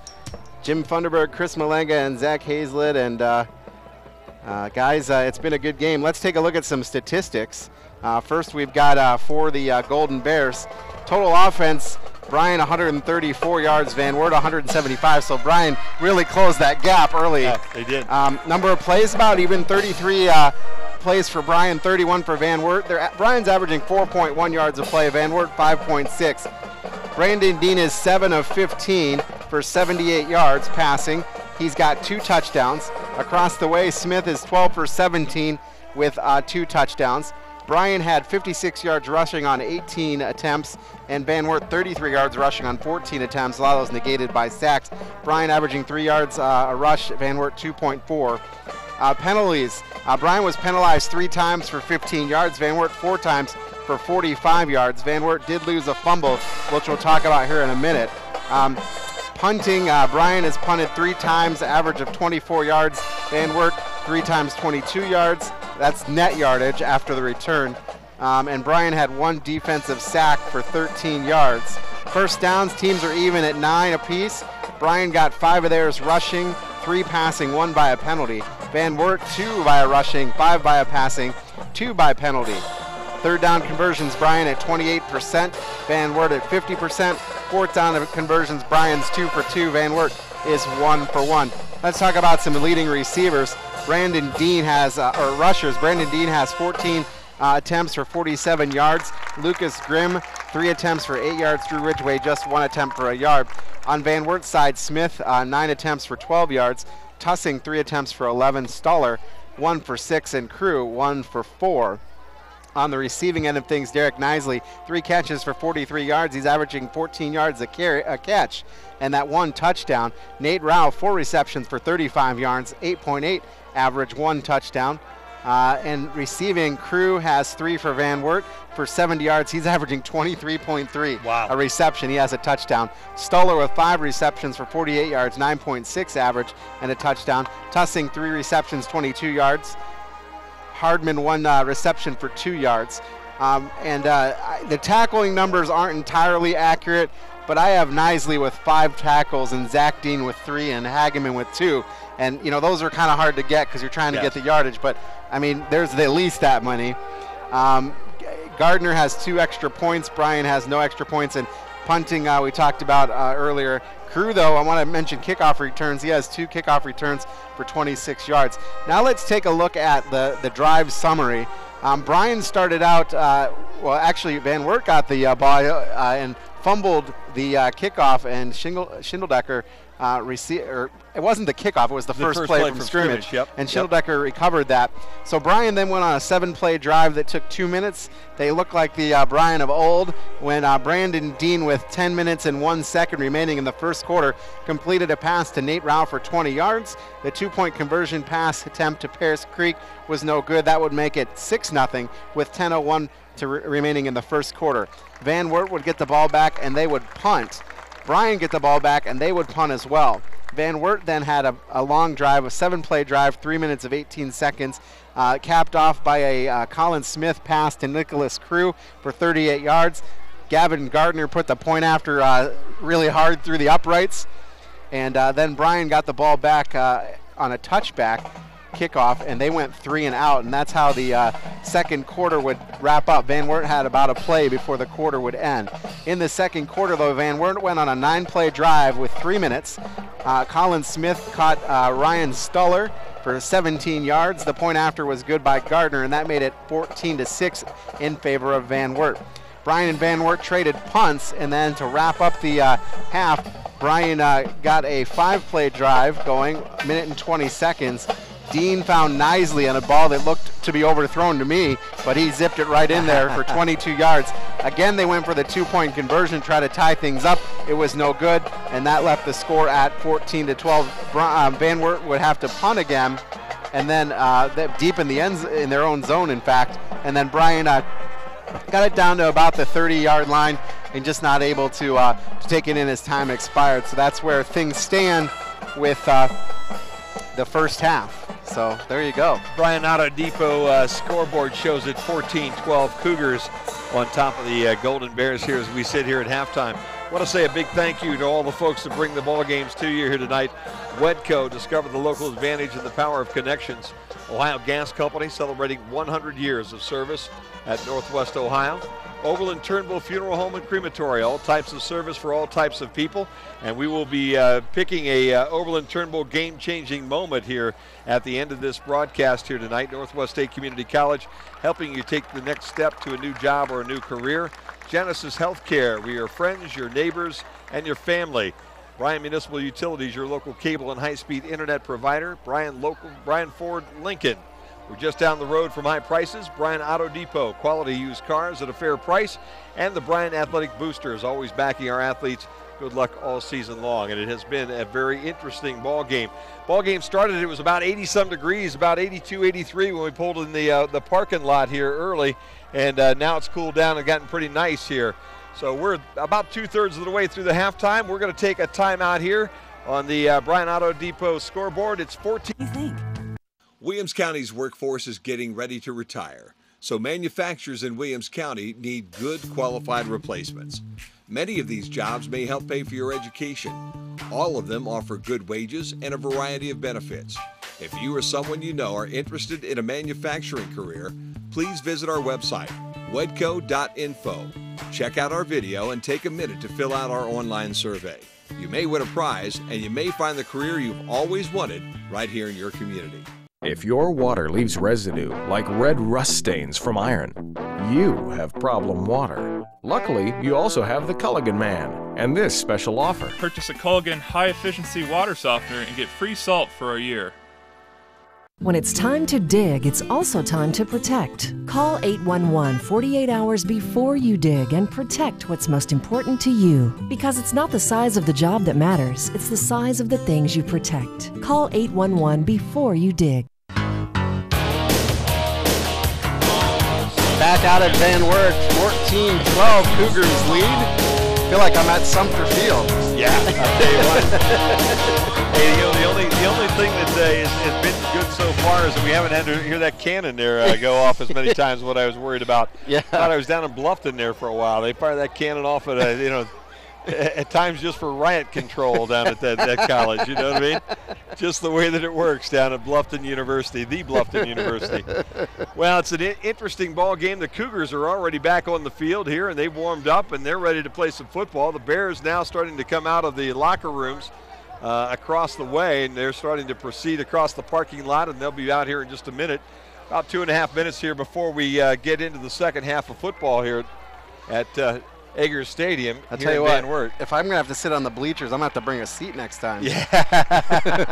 Yeah, it is a unique situation, isn't it, huh? Yes, it is. Well, we will be next week back up in Bryan in our little loft. Our palatial apartment. digs. Yeah. You better get your seat pad ready for Liberty Center. Actually, I won't be at that game, so. Yeah, I think, that's a mutual agreement right there that Mr. Malinga is no longer going back over to Liberty. There was an arbitrator that went out and they met for about a week and a half in Geneva, Switzerland. And they talked and they hammered everything out, and there's something about Chris getting a condo there in Zurich for a weekend. And Liberty is going to pay for it, and then I think that's exactly how it'll work. But interesting year. That will be the last stop on our schedule this year as we play at Liberty Center the very last week number 10 in this football season, and everything's been shaken up. I think most people understand that right now, that the schedule has been rearranged for all of the teams in the NWOAL, and they will be rearranged next year, right? And that Zach, I was reading your mind there when I said that, didn't I? That is very scary. That is, we're starting to. There's one living brain cell in your head, and my only living brain cell now have started to communicate with one another somehow. I'm not exactly sure how that works. Zach, your comments from the first half. What did you like? What didn't you like? Well, really interesting coming out here, first game of the season. After that first play for Van Wert fumble, I thought, hey, we're going to have a real fun year, but you can't really judge the year off one play. It's going to be a fun second half, I'll put it that way. Couple of college football scores. Good. What do you have we got there? Michigan State up 38-0 over Jacksonville State. Bowling Green down 21-7. So. Oh, wow. Hopefully they fix that one pretty quickly, or it's not going to be a fun drive home. Yeah, that won't be a good drive home. And I hear you're heading down to God's country there to watch your Falcons. Yeah, I'm going to go to Ohio U this year. My Bobcats down there, huh? So is that a Saturday game or it is a Saturday game. We get a with our season ticket, we get free away game tickets, and that's one of the only Saturday away games that's not at UMass. Ah, so, okay. There you go. There you go. I was going to go to Akron. Akron's got a great stadium. If you've never been to Akron Stadium, take a look at that InfoCision place. But they're playing on a Thursday night. The MAC just signed an extension with ESPN for 18 years. And there you go. 18 years, we should be seeing virtual football or something like that. But they're going to do a lot more of these weeknight MACtion games. So that'll be good. Tenora 49-0 over Liberty. Wow, Tenora 4:25 remains in that ball game. Everybody else got to an early start here tonight. We had the 7:30 kickoff this evening because we're on the road down here and out of conference in Van Wert. Everybody else around the area started at 7 tonight, so that's why they're all ahead of us. And the Bears now back on the field, and we've got 12 minutes on the clock, and we're ready to get things going here in the second half. And again, another big shout out to Jason Hugg, our buddy Jason, who's over there at the Military Academy at West Point. Also, Mark Kelly checking in from Florida. Ah, there you go. Big Mark looks like he is living the high life down there in Florida, doesn't it, huh? And Mark, I'm not really sure which one of those people you're going on the cruise with, and I'm still waiting to see. How's that, huh? But it's been a fun night of football so far for the Bears. Unfortunately, we trail by 2 here as this opening kickoff gets underway in the third quarter. Booming it. This ball is going to kick and roll just inside the pylon into the end zone, into the right corner. And the Bears will have the football back out on the 20-yard line. Wow. Bears will take over first down and 10. So this young man does have a nice leg. 22, Gavin Gardner. That time more directionally kicked. They kicked it down towards that corner. It actually hit on about the 3-yard line. Looked like it could take a spin and go out of bounds, but instead it got just inside the pylon as the Bears now come out in offense for the first time. Dean will hand off, sweep, right side. Pickup of about 3, maybe 4 for Paris Creek. Chase Held reporting from Edgerton tonight. 16-8 into the third quarter. Edgerton on top. Second down and 6 for the Golden Bears. Bears get 4 as Creek goes student body right. And let's see maybe if the Bears will go to more of a running attack here to open things up in the third quarter. Again, both of these teams go both ways. And we'll see who is maybe better conditioned when we hit the latter part of that fourth quarter. Creek, again, the only running back in the backfield.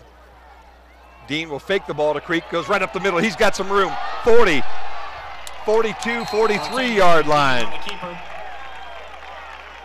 Nice job by Brandon Dean as he saw that big opening right in the center, went through the one gap, cut it right back towards the middle of the field and just straight ahead. Pickup of 17. First down, Bears on the 41-yard line, just underway third quarter. Good to have you with us here on BryanSports.com from wherever you are tonight here. Dean drops, looks like he wants to throw. Ball's knocked down at the line of scrimmage. Had Dean on a little crossing pass across the middle, but Nolan Smith decided to get a big mitt up and knock that one down. Nolan Smith, Gavin Cross, and John Averish, the defensive front there for Van Wert. Linebackers are Chris Hart, Evan Williams, Nick Crew, and Gavin Ferkel.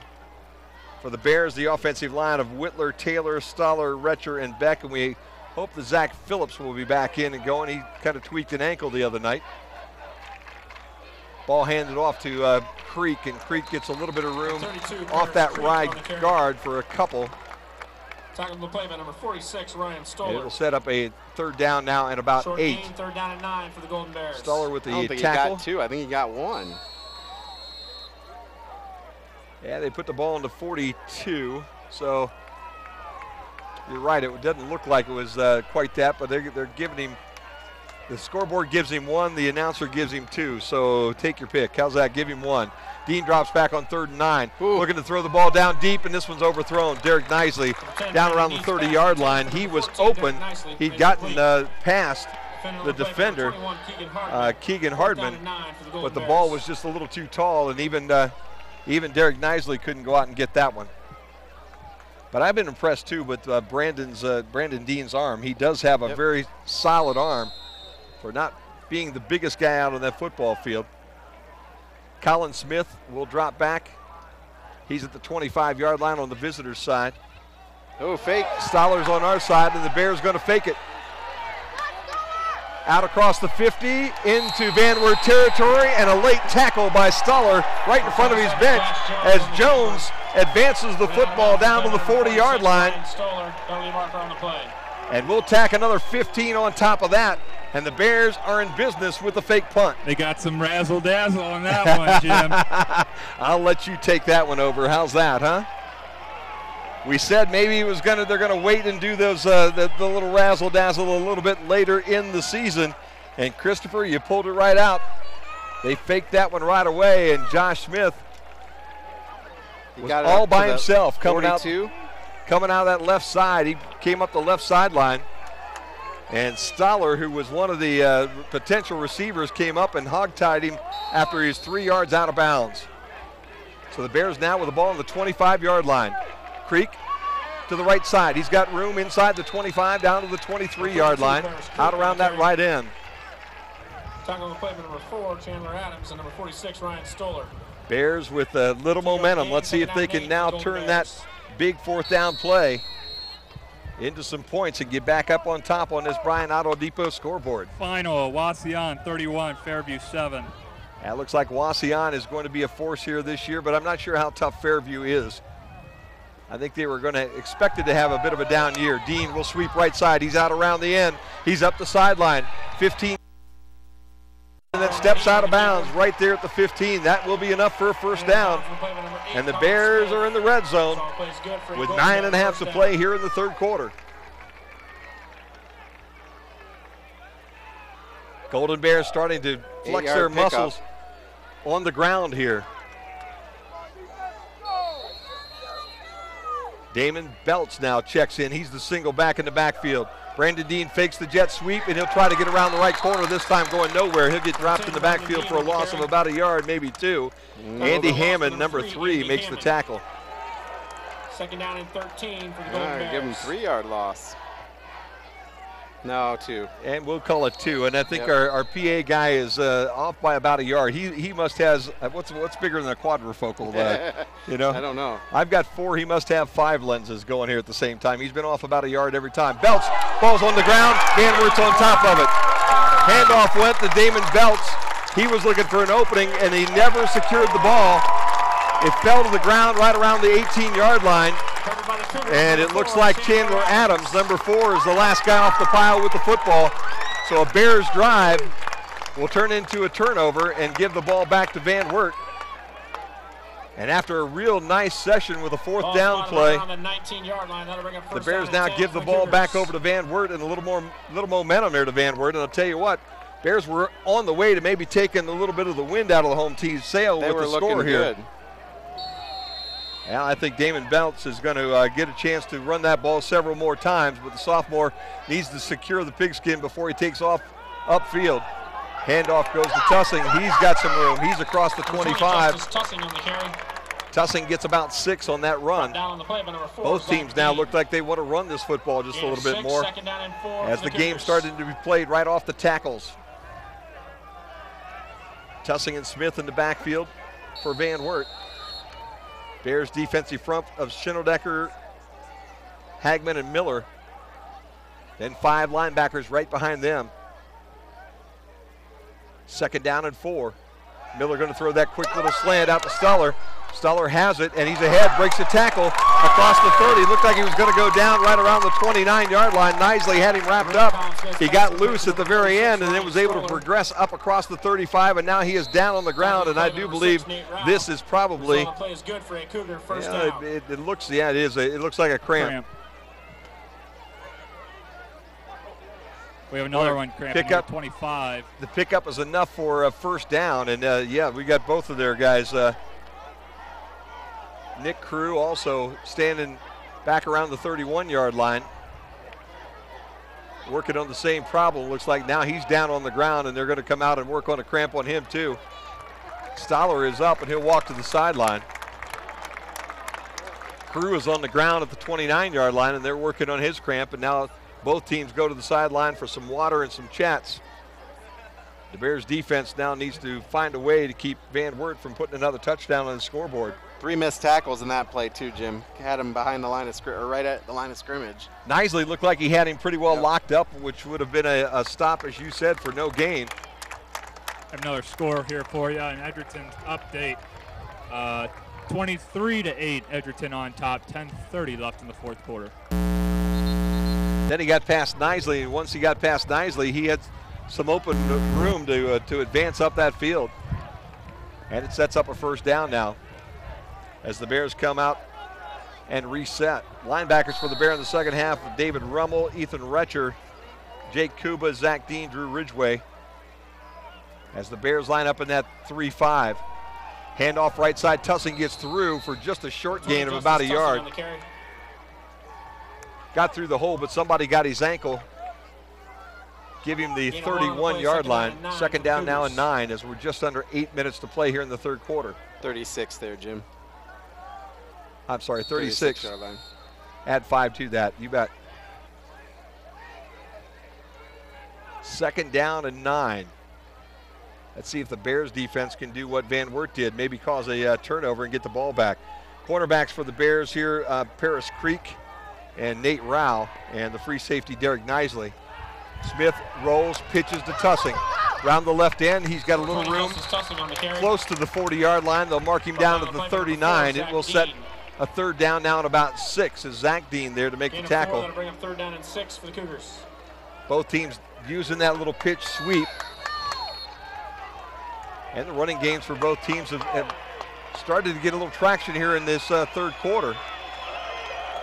Van Wert takes their time. They'll go with a single running back in the backfield, and that is Tussing. You can hear the crowd starting to implore their football team.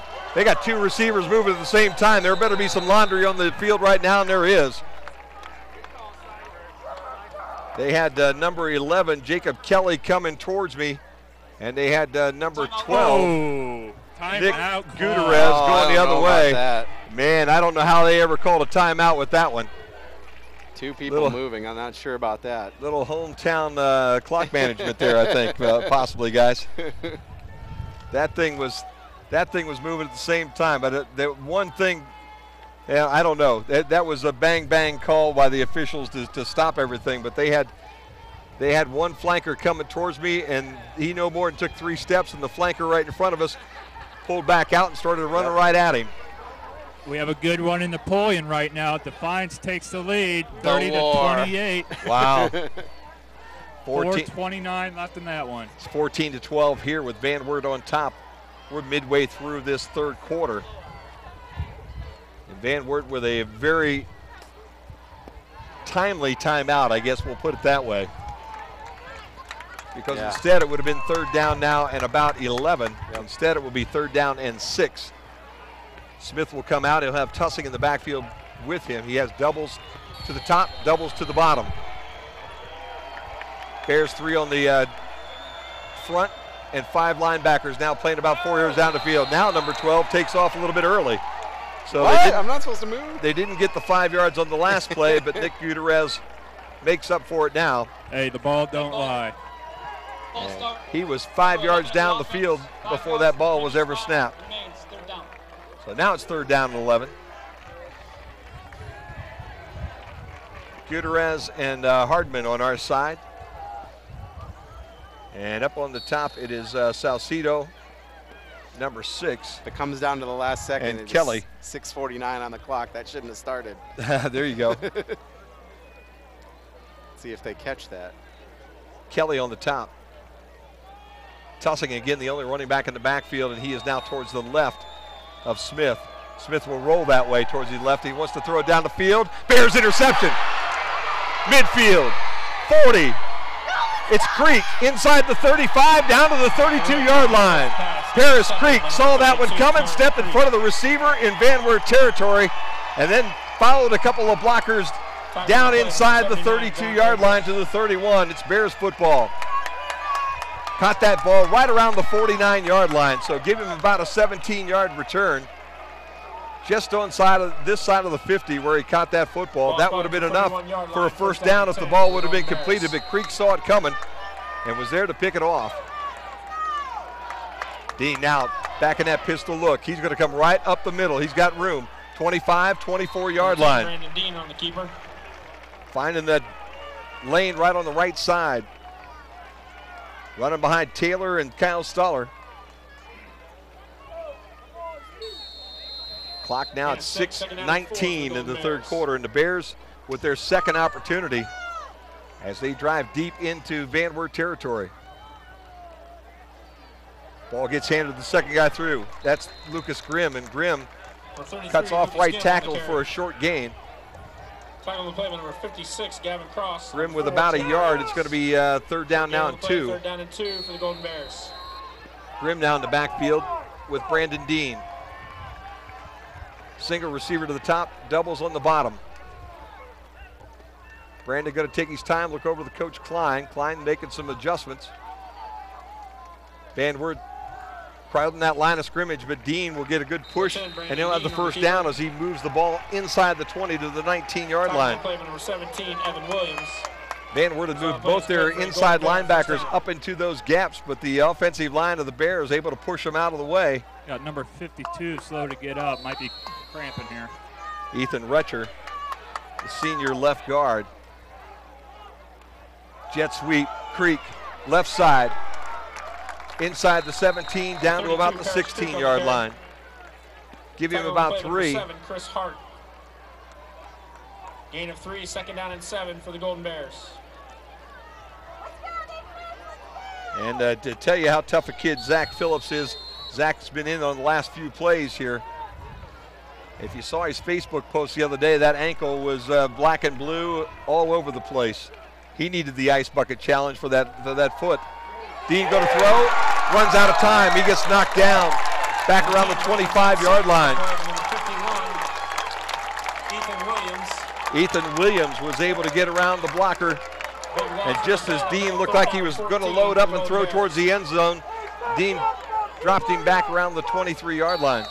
Again, from here, it'll be about 40-yarder if they don't convert it.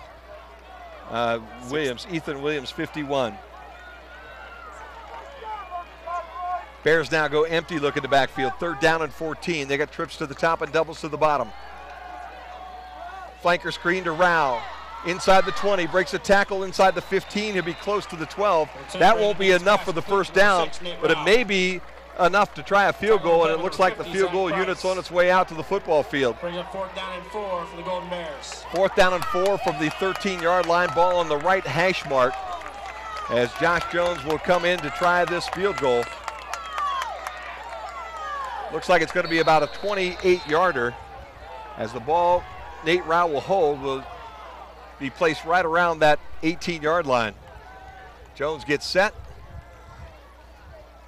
Here's the snap. The placement is good. The kick is blocked.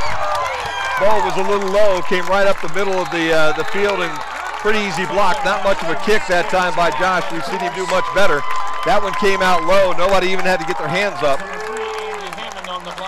So the ball will be turned over to Van Wert. And the Cougars have dodged another big bullet with 3:33 to play here in the third quarter. Well, good idea, Chris. Yeah, it was a good idea. Just not much of a kick. No, it wasn't. Quite it wasn't honestly. A good snap. So the Bears will give the football back over to Van Wert. Plenty of time in this football game, and you wonder right now, though, if you go back to those that very first extra point of the night where the Bears went for two and didn't get it, that pretty much put them in a position where they had to go for two the second time, and both times they've been denied. And that's the difference in this ball game. We have Laundrie on the field as a flanker pass will go for about 3 yards. Great Colin Smith's pass complete to number 12, Nick Gutierrez. Gutierrez is the receiver who got up the field, but penalty marker on the play. We'll have to see what the flag is all about. He got up to the 19, right? We have an illegal formation on the offense. There you go, illegal formation on the offense. 5-yard penalty from the previous So instead of a 3-yard pickup, it will turn out to be a 5-yard penalty. And we'll reset the down marker back to 1st and 15 now. Ball on the 11. Bears would love to get a big turnover right here. Smith again with that lone setback in the backfield. He'll hand it to him, and the Bears are right there to sniff that run out. This will be a loss of 3 or 4 as it's inside the 10. They'll give him forward progress to the 9. So give him a loss of about 2. And Harrell again making the tackle. We've been calling his name a lot. They really have. And there's a whole lot of new faces out here this year for the Bears, and he is one of them, and he has really made his name, as you said tonight, Chris, with some big plays. Playing that left inside linebacker position. And he has sniffed a couple of those runs out and has been able to work his way into that backfield. Smith to throw a little screen. Completed. Out across the 15 to about the 18-yard line. That was Colin Smith's pass complete to number 6, Quincy Salcido. Salcido was the young man that caught it. I think that was just a play to try to get him a little breathing room, and they did exactly that. It will set up a 3rd down now at about 7. That was very well defended. That was very well defended. It could have very easily gone for no yardage at all. Salcido, number 6, was able to find a little bit of room. And we got a mismatch down here. Watch them to exploit that. Triples right in front of us is what Chris is pointing out. Smith going to look to throw that way. Knisley saw it coming. Hardman caught the football, and Knisley caught Hardman just as he got the ball at the 19-yard line. No gain, 4th down. Knisley, I think, was cheating from his free safety spot, Chris. They kind of suckered him into that throw. And I think Smith saw Hardman down there and thought he had nobody to cover him. And he floated that ball out to Hardman, and by the time it got to Hardman, Knisley was all over him. You had 3 wideouts, and you had only 1 covered man-to-man. You sure did. The other 2 were back in the middle of the field, kind of cheating, as you said. Yep. And I thought they were going to have a real mismatch there, but nice play by Derek Knisley to rotate over and make that tackle. 4th down now at the 19-yard line. Paris Creek will be back around midfield. He makes the catch on his side of the 50 at the 45, makes the first Cougar miss. Now he's across the 50, across the 45, and he's brought down at the 44-yard line. And Paris Creek did a real nice job of avoiding a red shirt that was right there in his face. That was Chandler Adams, and Adams is still trying to pick up those gray pants off the field here at this point. Lost him some britches on that move, I think. 1st and 10 Bears. What a ball game this has been. 14-12 on the Bryan Auto Depot scoreboard. Bears have had really the field position and the ball. This is their 3rd series now inside the 50-yard line, but they have yet to score any points here in this 3rd quarter. So give the Van Wert defense some big credit here early. Handoff goes to Zach Dean. Dean around the end, he's got some room. Across the 35 down to about the 33-yard line. That's a 1st down run by Zach Dean. And we have a Cougar on the field at the 45-yard line, and I'm not really sure what happened there. Chris Hart makes the tackle there for Van Wert. Looks like another cramp. Looks like Van Wert is cramping pretty hard tonight. Gotta get the mustard out and start chugging it. Yep. Got to see who that. I think that is number 4. I think that's Adams that's on the field right now. We got 1:06 to play here in this third quarter. On the Bryan Auto Depot scoreboard, the Bears trail 14-12. As we say thank you to some of our sponsors tonight, the Bryan Athletic Boosters, Bryan Auto Depot, Bryan Ford Lincoln, Bryan Municipal Utilities, Genesis Healthcare, Northwest State Community College, Oberlin Turnbull Funeral Home and Crematory, Ohio Gas, and Wedco. And without those folks, we would not be out doing all 10 football games this year. So if you see any of those people, tell them thank you. If you see Chris, me, or Zach out in the public somewhere, you know, tell us what you think. How's that? We're always open to hear any suggestions or any kind of any kind of electronic conversation too. Yep. We tweet, we Facebook, we do, we email. Yeah. I think we even send out postcards every now and then. We'll send a postcard here and there, and I'll even talk to you in person every now and then. How's that, huh? 1:06 to go as that young man Chandler Adams is actually helped off the sideline. Well, I hope the Golden Bears don't come back to think missed opportunities tonight. So far, that has been the case. They have not been able to convert, especially here in the third quarter. Dean goes in motion.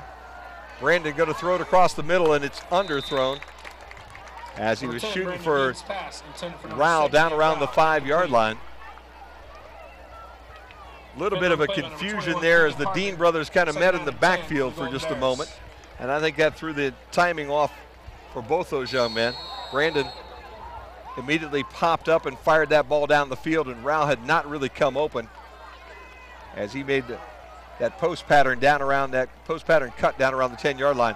Brandon Dean going to get stuffed in the backfield. He's lost 5, maybe 6. Brandon Dean sacked on the play.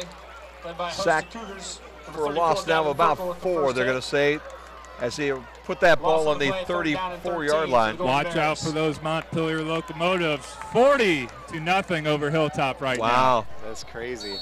Well, you know, that's a team that was very young last year, too. Dean with an empty set. Going to throw the ball down the field. Running out of time. Now he's going to have to run. And he tripped up right at the line of scrimmage. I tell you what, Brandon Dean had Zach Dean in front of him and didn't throw the ball. He was looking more downfield, and Zach was wide open. I don't know how many yards he would have got, but he was definitely 5-6 yards in front of him. Ryan McCracken, the young man that made the tackle, and they'll allow this third quarter clock to tick down to 000s here before they decide whether they're going to punt or run a 4th down play with the ball on the 31-yard line. We have 3 in the books here from Van Wert. And the Bryan Auto Depot scoreboard shows the Bears down by a deuce, 14-12. Back after this on BMU TV. Natural gas has an odor similar to rotten eggs.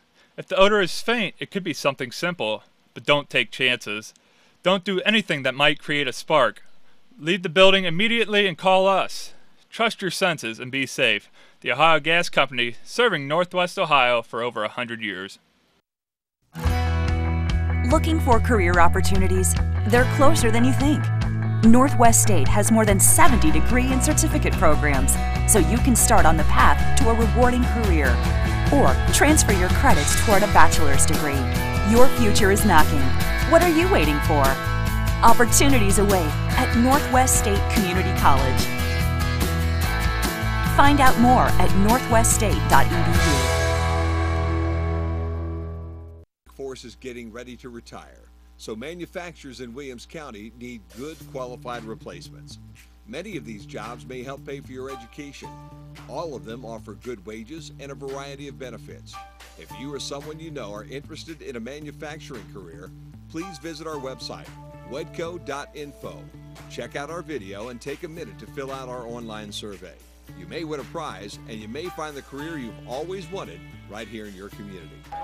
Bears back, 4th down, they'll go for it. Pass will be incomplete, in and out of the hands of Nate Rao. And I'm not sure they didn't have the hook and ladder going on that one because Rao was only about 4 yards up the field, and he had Nisley coming from as the right side of the field, across the field. I think that was going to be a lateral play, but the first thing has to be the catch and then the pitch. Yeah.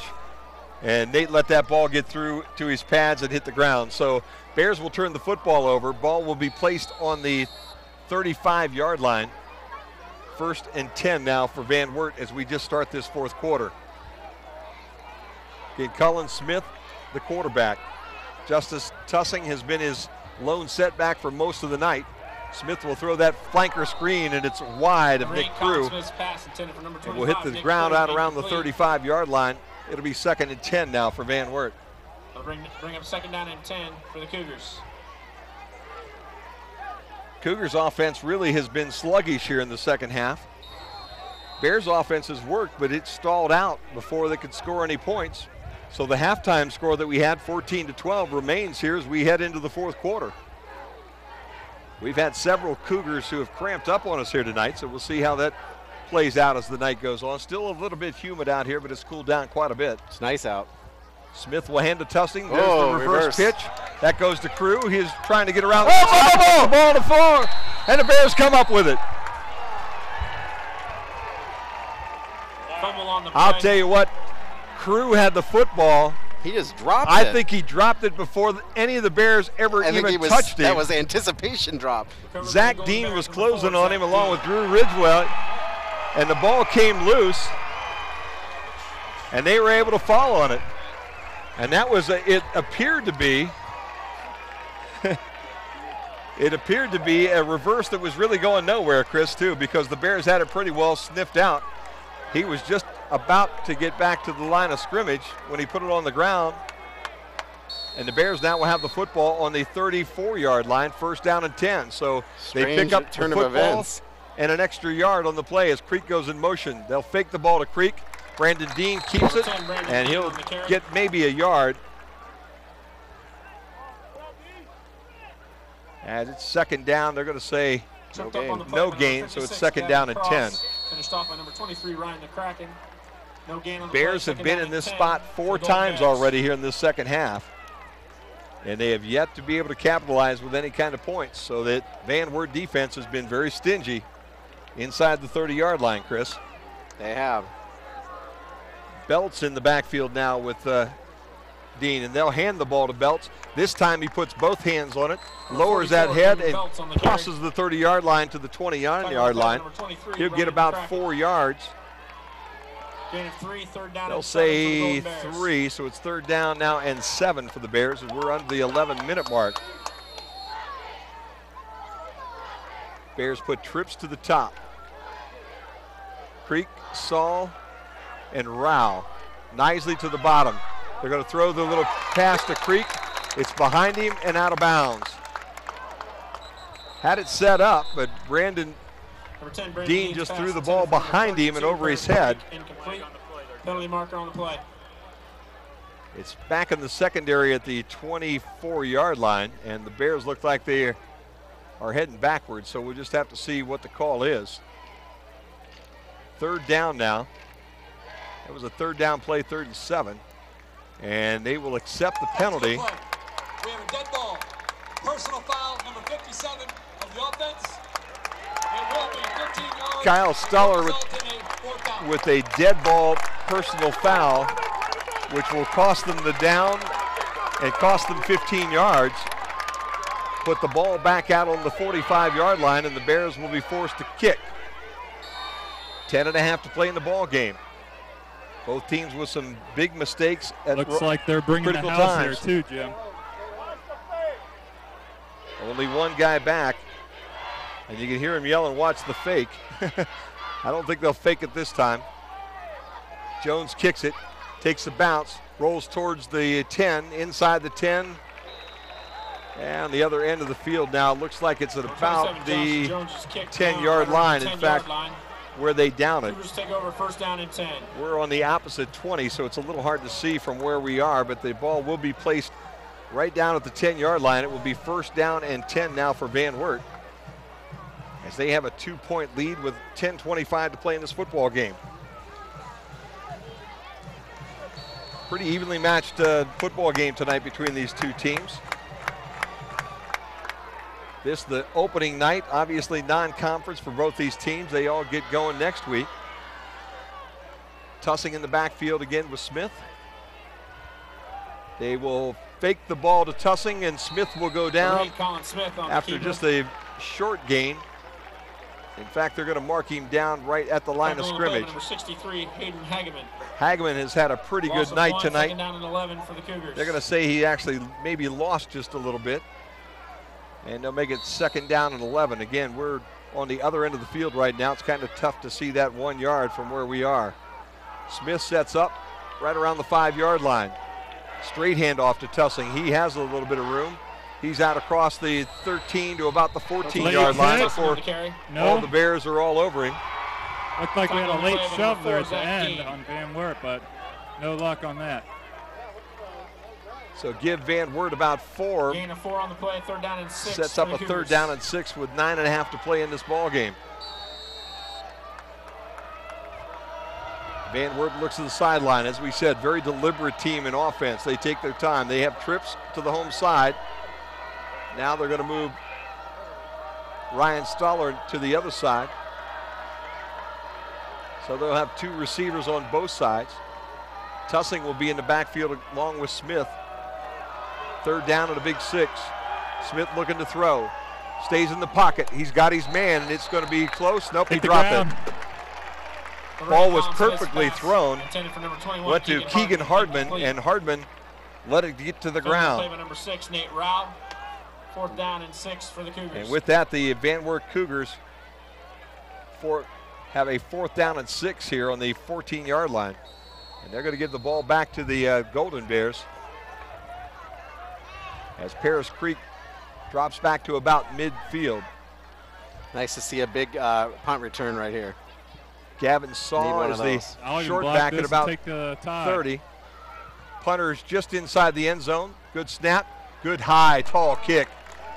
And Creek will fair catch it just across the 50 in Golden Bear territory at the 48-yard line. McCracken really took his time and got a nice big booming kickoff. Golden Bears take over, 1st down and 10. And it was side of the 48, is it? The Bryan side, our side. Interesting story going over in Edgerton right now. PH is now down only 3, 23-20, 3:19 left in that ball game. Bears need to find a way to put some points on the board. Belts down the backfield with Brandon Dean. 3 receivers to the top, 1 to the bottom. Dean going to throw, and he's throwing it down into the flat. He's got his man. That's Rao. Inside the 30 to about the 29-yard line. Dean's pass complete to number 6, Nate Rao. Dean now finds his senior buddy, Nate Rao, for the hookup. 23-yard pickup. And again, you'd much rather be playing offense than defense at this time of the game. Tenora 49, Liberty Center Bears moving all over the place. That's going to be 5, cost them 5 as they had a back moving and also a left tackle. Number 74 of the offense, 5-yard penalty. Bronson Beck was moving. And also Damon Belts in the backfield. They both either had the right snap count or the wrong snap count. You'll never will know, huh? Either way, it's 1st down and 15 now for the Bears. Dean going to throw it deep towards the end zone over everybody's head. And a late flag. For what? I don't know exactly what that was all about. Gavin Saul was the intended receiver. He hooked up ankles down there around the goal line, but the ball was thrown over everybody's head and nobody really had a shot at it. Flag came in late. It was Keegan Hardman, it looked like, on the coverage back down deep. And we'll have to decide what that flag is all about. It's I think it might be on us. I think so. Laying in the end zone. Offensive pass interference, maybe. They're bringing it back, yep. We have a live ball penalty. Tripping. Oh, man. Oh, you got to be kidding wow. That's a tough call right there. It was over the head. Ball was thrown, that ball was thrown 20 yards over everybody's head where the trip occurred. And basically, Saul was trying to get to the ball. Hardman was going towards it too, and they just got their feet tangled up. Either way, it's 1st down and a bunch for the Bears. Rao with the crossing pattern to the middle.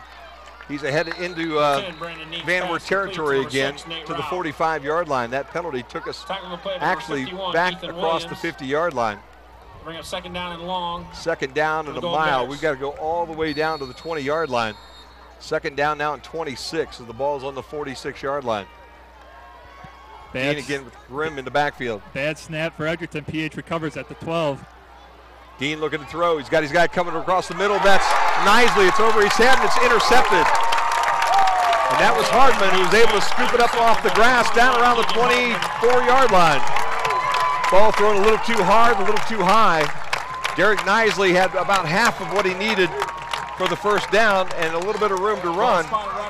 And that ball was just thrown with a little too much mustard on it. It got through his hands. And Hardman, who was playing that deep safety position, was able to pull it in before he got down to the grass. Under 8 minutes to play now. The turnover gives the ball back to Van Wert on their 24-yard line. Both these teams have a long way to go to get these offenses in gear. Bears have a whole bunch of new faces out there that are trying to figure this out. Pitch goes to Tussing. Tripped up in the backfield, is able to get ahead to about the 25-yard line, give him about a yard. Hageman's there to bring him down. They'll say he got to the 26, so we'll give him 2. Clock is moving at 7:35 here in the fourth quarter. Bryan Auto Depot scoreboard shows it 14-12. Bears down by a deuce. Justice Tussing has been the workhorse in that backfield here tonight for Van Wert. When they want to go somewhere, they normally pitch it back to the 5'11 junior. Smith will roll towards the home side, looks to throw the ball. It's over and through the hands of the intended receiver. Pass intended for number 6, Quincy that was Salcido, and it went through his hands. On the play by number 32, Paris Creek. And again, 2 quarterbacks that have just a little bit too much zip on the ball, Zach. I tell you what, if Paris Creek had his head up on that one, I think that hit him. That'd hit him right where he wanted it, wouldn't it, huh? Third down now and 8. Both quarterbacks here in this latter moments of the game finding it difficult to put the ball where they'd like to have it. Smith will roll, looking downfield, running out of time, slips, falls down, back around the 15-yard line. Number 8, Colin Smith, sacked on the play by number 65. Looks like as he went to plant and make a move, his feet came out from underneath of him, and the Bears were right there to watch him go down. He had Golden Bears all around him, so he had to make some maneuvers to be able to get a spot to throw through. I don't know who the Bryan person in pursuit was, but that was nice. Good job by the Bears. Everybody was covered, too. To force Van Wert to have to kick this thing away. 6.5 to play. Clock is moving. That was 56 on the tackle there.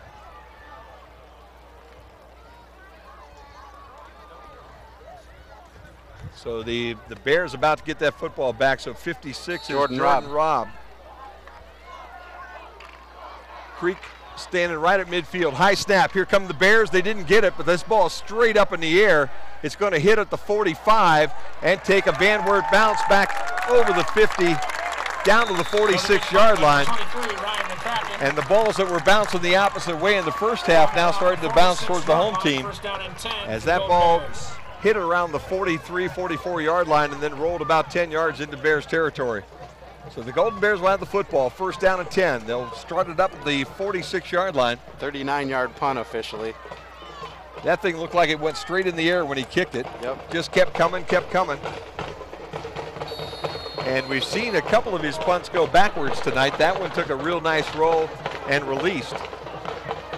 Kind of like I wish I was able to hit an 8-iron out there on the golf course, you know. Trips go to the top, but the Bears have too many guys on the field, and that's going to cost them.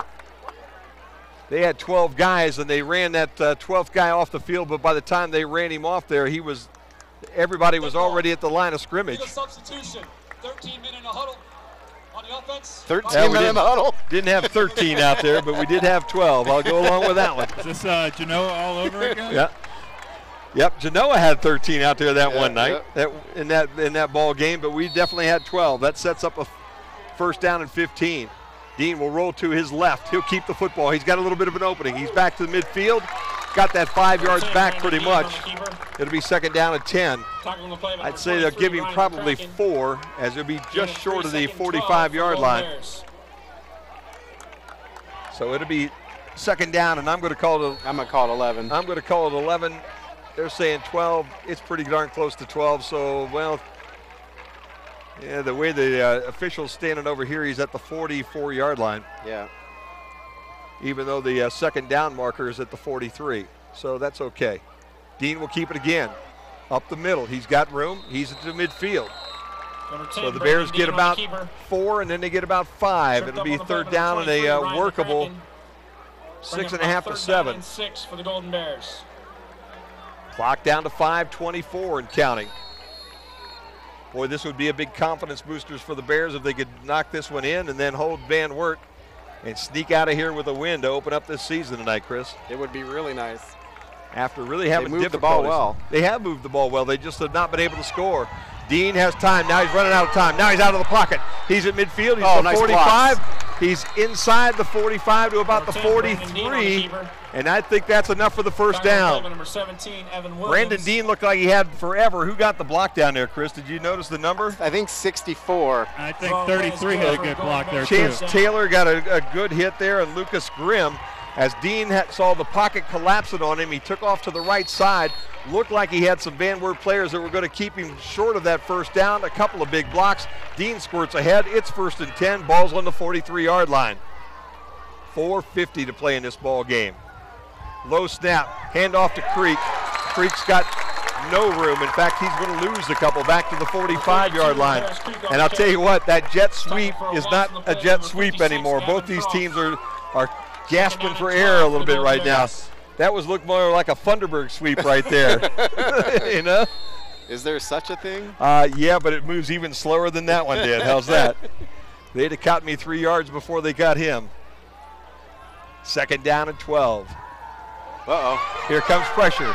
Dean going to try to run away from it. He gets loose from the first guy, but the second guy pulls him in. Back around the 45-yard line.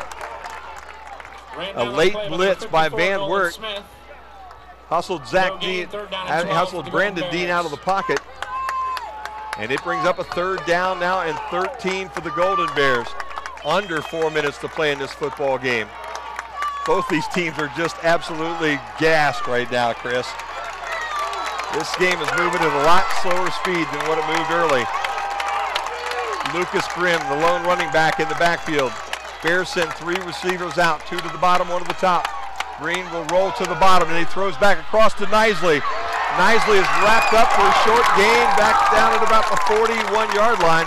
And a big decision now for Coach Klein, as it will be 4th down.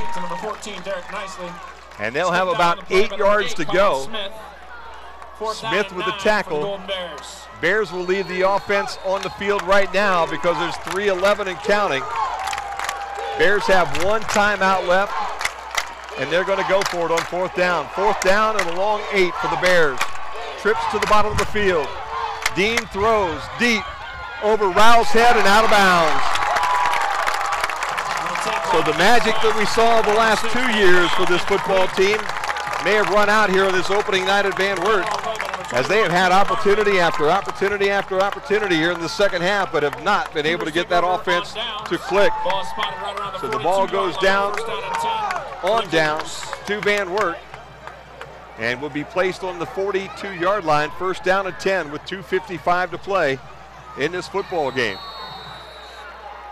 And the Bears are going to have to come up with some magic here if they're going to avoid an opening night loss down here at Van Wert. Only 1 timeout left. Tussing again, the only running back in the backfield, along with Smith. They're going to run. He hands to Tussing, and Tussing gets back to about the line of scrimmage. He may have In fact, he'll lose a yard. On the play, number 63, Hayden Hageman. Hayden Hageman, I'll tell you what, has had a whale of a football game here tonight. He's been monster tonight. 2nd down and a long 11.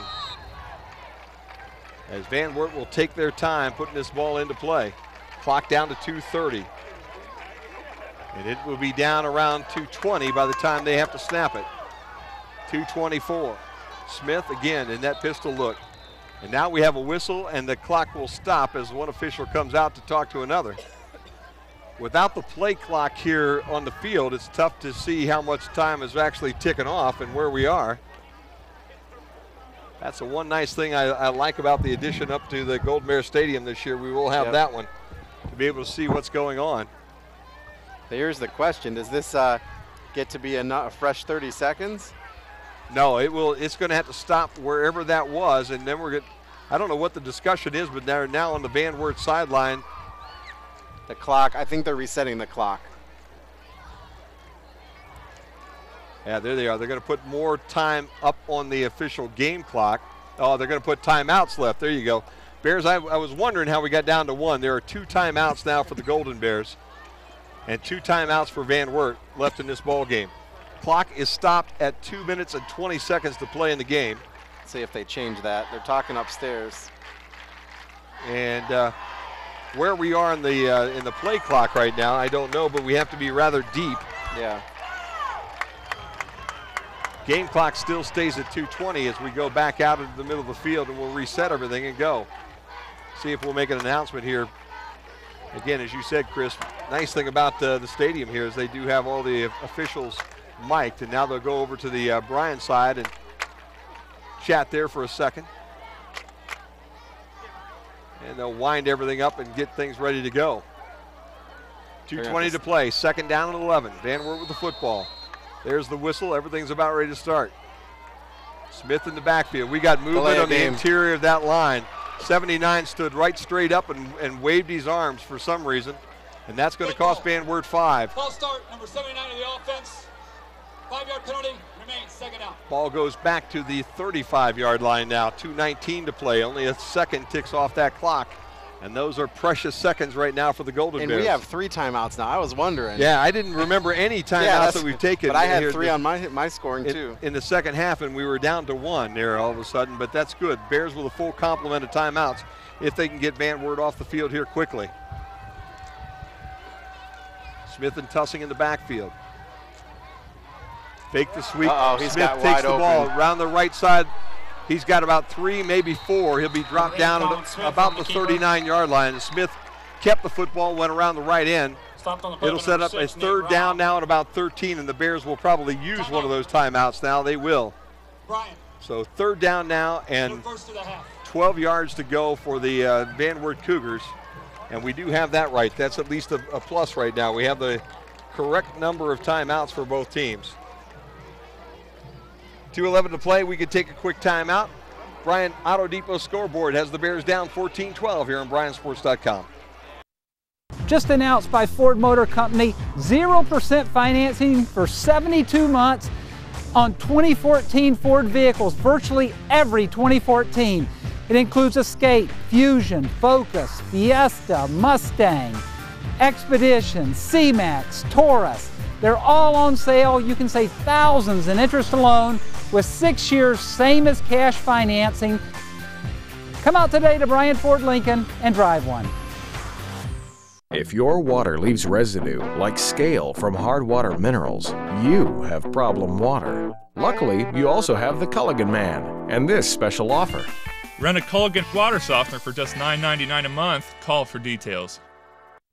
The Bryan Athletic Boosters would like to thank all the individuals and businesses that contributed to making the new press box at Golden Bear Stadium a reality. Major contributors to the effort include Bard Family Foundation, Bryan Area Foundation, Parkview Physicians Group, and Spangler Camping Company. Also thanks to Alton Low Brink and Company, Bryan Eagles, Bryan Municipal Utilities, Carlin Farms, Carpet Wholesalers, Dr. Matt Grodhouse, and Overland Demolition and Recycling. Thanks again from the Bryan Athletic Boosters. Since 1875, 4 generations of the Krill family have served this area. Krill Funeral Service realizes that the end can be a difficult time. They will guide you through each and every step of the funeral process carefully and with integrity. Krill Funeral Service expresses appreciation for your trust, and they will continue to be there for you in times of need. Krill Funeral Service of Edgerton, Eden, and on West Mulberry Street in Bryan, where they operate an on-site cremation facility. Out at Van Wert. 2:11 to play. It's Van Wert 14, Bryan 12. 4th quarter. And here's Jim Funderburg. Well, I'll tell you what. Everybody get out the nitroglycerin. Breathe deeply. Do a couple deep D bends here or something and stretch hard. We don't want anybody to stay away from that cannon. That's exactly it. I don't want anybody's hammies to go out here in the last 2:11 of this ball game. Bears with a big third down. Third down and a long 12 here. Ball sitting back on the 40-yard line and has to come across the midfield stripe to almost the 47-yard line. Smith all by himself in the backfield. He's going to roll towards the home side crowd. Bears going to grab him as he gets to the 45-yard line and knock him down. So that'll bring up fourth down with 2:04 to play now. Jumped up on the play by number 34, Taylor Schindeldecker. Schindeldecker with the stop. 4th down and 7 for the Cougars. And Cougars now have a 4th and 7. Bryan. And Bryan will take its second timeout now here of the half. And they will have one left with 2:04 to play in this football game. If this was last year, guys, we'd say no problem. you know, 2:04, going to get the ball back. We'll probably give them the ball back with about a minute left to go in the ball game, and we'll just have to hold them. But this year's team still has to find that magic. And I'm not sure whether anybody else is out there listening right now that played on these ball teams last year, but hey, you guys were really a lot of fun to watch on Friday night. We enjoyed the last 2 years, and I'll tell you what, we're going to enjoy this football team as the year goes on, because I've got a sneaking hunch that however this one comes out tonight, this will be a big learning experience for our young guys, and we'll be ready to play next week when Patrick Henry comes to town. Speaking of Patrick Henry, they get the win. They come back 26-23. Wow, that's Patriots on top of that one. Final. There you go. So PH dug themselves into a hole early, but then they were able to dig themselves out. And it appears that Van Wert will kick this football away, and all of a sudden we do have a breeze that is kind of blowing across this field. You have another one there, Zach? Another score? Just about that PH game. They scored 3 touchdowns in the last 3 minutes 30 seconds. Hey, that sounds like what happened to them last year. Paris Creek will drop deep to return this kick.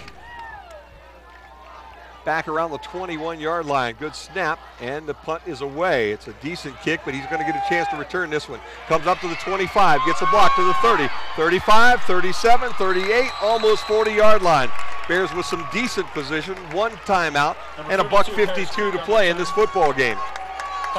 Let's see if the Bears can make it happen now. Gavin Saul trying to get his guys fired up and ready to go. 39-yard line, 1st down and 10, Golden Bears. Bears come out on the football field. They'll send 3 to the top, 1 to the bottom. And they also have a new guy in at fullback. They'll toss the ball to Rao on the left flat. He's got room, 40, out across to the midfield stripe. And I believe he got out of bounds right there at about the 49-yard line. So he'll be just a yard or so shy of the first down. He'll stop the clock at 1:45. It'll be 2nd down and 1, and the Bears have things started. Clock restarts at a $1:44. Dean gets the first down. He's got more. Left sideline. He's got some opening. Runs out of bounds down around the 40-yard line. Dean had room. Nice seal-off blocks on the left side of that offensive line, and Dean just scampered his way up to where he ran out of daylight and stepped out of bounds. They'll place it at the 40-yard line. 1:39 to play. I don't know who 16 is, guys, for the Bears. We'll have to get that number. Dean will roll to the right. 16 is the fullback. This one's thrown over Paris Creek's head as Zach Dean threw that just a little bit too high. And we'll have to figure that maybe it's a freshman. Yeah, I'm not sure that. I don't have it on mine either, Jim. Either way, Lucas Grimm comes back into this football game.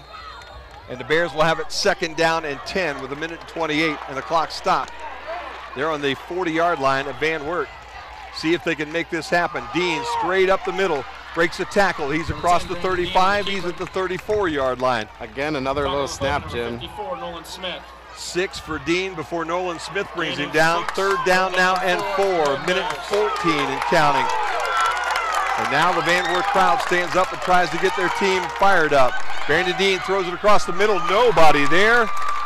And that'll set a 4th down now and 4 yards to go for the Golden Bears. And Brandon Dean threw that to the grass, basically. Hardman was standing there. He was the closest guy to it, but it was 7 or 8 yards in front of him. Here's the play of the night. This could be the game-changing moment right here for us, Chris. We're still looking for one for Oberlin Turnbull. 1 minute and 5 seconds to play. Golden Bears down by a deuce. Football on the Van Wert 40-yard line. They need to get to the 36 for the first down to keep this drive alive and the game alive. Dean will roll to his right. He'll throw to his right. He's got his man. That's Rao, and Rao's down inside the 25, close to the 20, and he's pushed out of bounds. That'll stop the clock. That'll reset the chains, and the Golden Bears still have the drive alive. The hopes to win this football game also alive. Right at the 20. Nate Rao with a nice catch, sat himself down and let his senior partner throw him that football, and then got out of bounds to stop the clock. Doubles on both sides. Grimm in the backfield with Dean. They'll hand it to Grimm. Up the middle, he breaks a tackle, another tackle. He's inside the 15, down to the 12.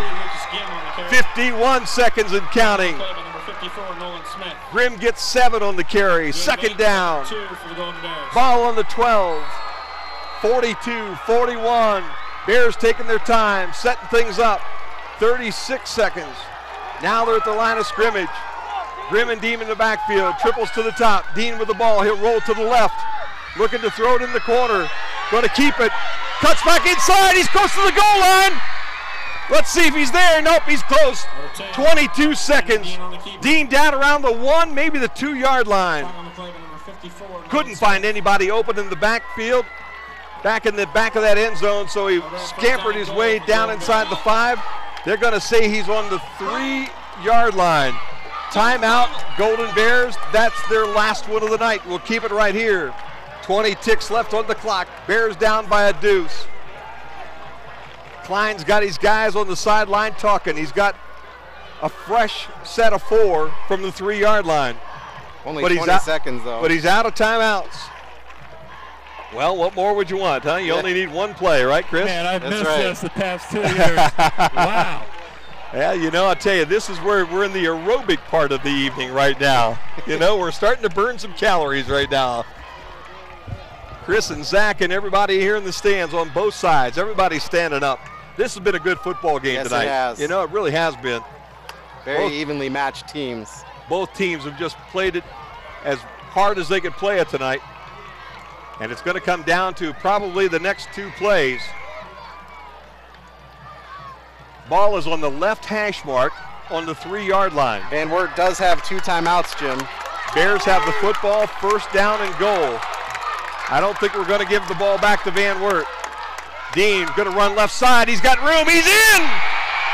Golden Bears score with 17 ticks left. Wow. Oh, my goodness. The cardiac kids are back. Man. I'll tell you. Oh, man. I'll tell you what. It wasn't pretty, Chris. But right now, all that matters is the Bryan Auto Depot scoreboard has the Bears up on top by 4, 18-14. Looking to the sideline, they're going to decide whether they're going for 2. They're out of timeout, so they can't call a timeout. They're going to have to figure something out here real quick, and they're moving some guys in, and now we're going to get we're already at the line of scrimmage, so we'll have an illegal substitution, which will move the football back from the 2 to the 7. Illegal snap infraction on the offense. 5-yard penalty. Remains first, one time down. Bears had a little bit of confusion there after the touchdown. And now they'll go to the sideline with the dead ball situation, and they will talk to their coach. And they will bring basically their offense back on the field. They'll go for 2 here to try to make it a full touchdown, right? Grimm in the backfield with Brandon Dean. Ball spotted back around the 7-yard line. Dean will roll to his right, look to throw in the end zone. He does, and it's dropped. That was almost intercepted. The ball actually hit the Van Wert player in the numbers, and it fell helplessly to the turf in the end zone. But it doesn't matter. The Bears now have 17 seconds that they need to play some defense. Andy Hammond was the defender that was back there that almost intercepted that ball. Oh, my goodness. Bears drive in the last 2 minutes of the game. Do you have a summary on that drive at all, Chris? It was 9 plays, a minute and 36. So the Bears go 9 plays, to score their first touchdown of the second half. In fact, the only touchdown of the second half. And now with 17 seconds left, they have no timeouts. Van Wert with 2 timeouts. Need a good kick, good coverage, and play some defense. And the 2 Van Wert players that will be responsible for maybe setting this thing up are Justice Tussing, number 20, and he's on the visitor side of the field back around the 5-yard line. And Nick Crew, who's on the home side, parallel to him, and they move up to about the 7 right now. The one thing about these players right now, Chris, these are 11 worn-out kids on both sides of the football. We just have to see what happens. Be an interesting conversation here tonight with the coach, too. If the Bears can hang on now to this last 17 seconds and put this one in the bank. And what a come-from-behind victory if they can indeed do that. Bears will kick it off from the 40. And as you said, Chris, a good kick and a good coverage right now would go a long way to a touchback would be great. Oh, it's going to be a little squibber right in the middle of the field. Picked up by Stoller at the 37-yard line. He'll advance it to the 39. Clock will be at 14 ticks as Van Wert will have the football, and they will have 61 yards that they will need to negotiate. First down and 10 for the Cougars. Or otherwise, they will drop a real tough one here tonight in their home opener. And the Bears will come away with another one of those Bear football games that we have seen so many times. Game-changing moment, Chris. I think we've yeah, touchdown. So here we go. Smith's in the backfield. He's got Tussing with him. He's got 3 wide receivers on the home side and 1 to the top. He's got time. He'll throw it across the middle. He's got his man. The Bears have him right around the 48-yard line. That's Nick Crew, and Crew will go down with 6 ticks left to go. I think they were trying to pitch that one back too, but there were so many white shirts around Crew, he didn't have the opportunity to send it anywhere. That'll be the second timeout now for Van Wert as they will call it. They'll have the football just shy of midfield. In fact, the nose of the ball will be laying right on the 50-yard line. 6 seconds left. 1 timeout left for Van Wert. This could very easily be the last play of the football game, Chris. I like to see a quarterback sack to end it. But they got the chalkboard out there. They do, man. They're drawing something up. They've got the big board out there. Well, the grass is too good down there to really draw it in the dirt here tonight, right? So they have to have something, and that's where those whiteboards come into play. 1 timeout left for Van Wert after this. None for Bryan. Everybody standing around the coach right now, trying to figure out exactly what kind of magic they can pull out of their hat here. We got the rally cap going on in front of us. Yep. Van Wert will send double wide both sides. Bryan's got a line of defenders at the 35. They're playing real soft coverage. They'll only rush 3. Smith will throw the ball, hook and ladder, ball's on the ground, out of bounds, that'll do it. The catch was a good one. The lateral was a weak one. It got kicked around by Bears and by Cougars, and it ends up out of bounds, and that's going to do it tonight. And the Bears pull one out of their hat here in Van Wert. Wow. The Bryan Auto Depot scoreboard shows it 18-14. Bears win their opening game of the 2014 season. We'll be right back. Looking for career opportunities? They're closer than you think. Northwest State has more than 70 degree and certificate programs, so you can start on the path to a rewarding career or take your existing skills to a whole new level. Your future is knocking. What are you waiting for? Opportunities await at Northwest State Community College. Find out more at northweststate.edu. Williams County's workforce is getting ready to retire, so manufacturers in Williams County need good, qualified replacements. Many of these jobs may help pay for your education. All of them offer good wages and a variety of benefits. If you or someone you know are interested in a manufacturing career, please visit our website, wedco.info. Check out our video and take a minute to fill out our online survey. You may win a prize, and you may find the career you've always wanted right here in your community. Natural gas has an odor similar to rotten eggs. If the odor is faint, it could be something simple, but don't take chances. Don't do anything that might create a spark. Leave the building immediately and call us. Trust your senses and be safe. The Ohio Gas Company, serving Northwest Ohio for over 100 years. When it's time to dig, it's also time to protect. Call 811 48 hours before you dig and protect what's most important to you. Because it's not the size of the job that matters, it's the size of the things you protect. Call 811 before you dig. Is there a funeral home that I can afford?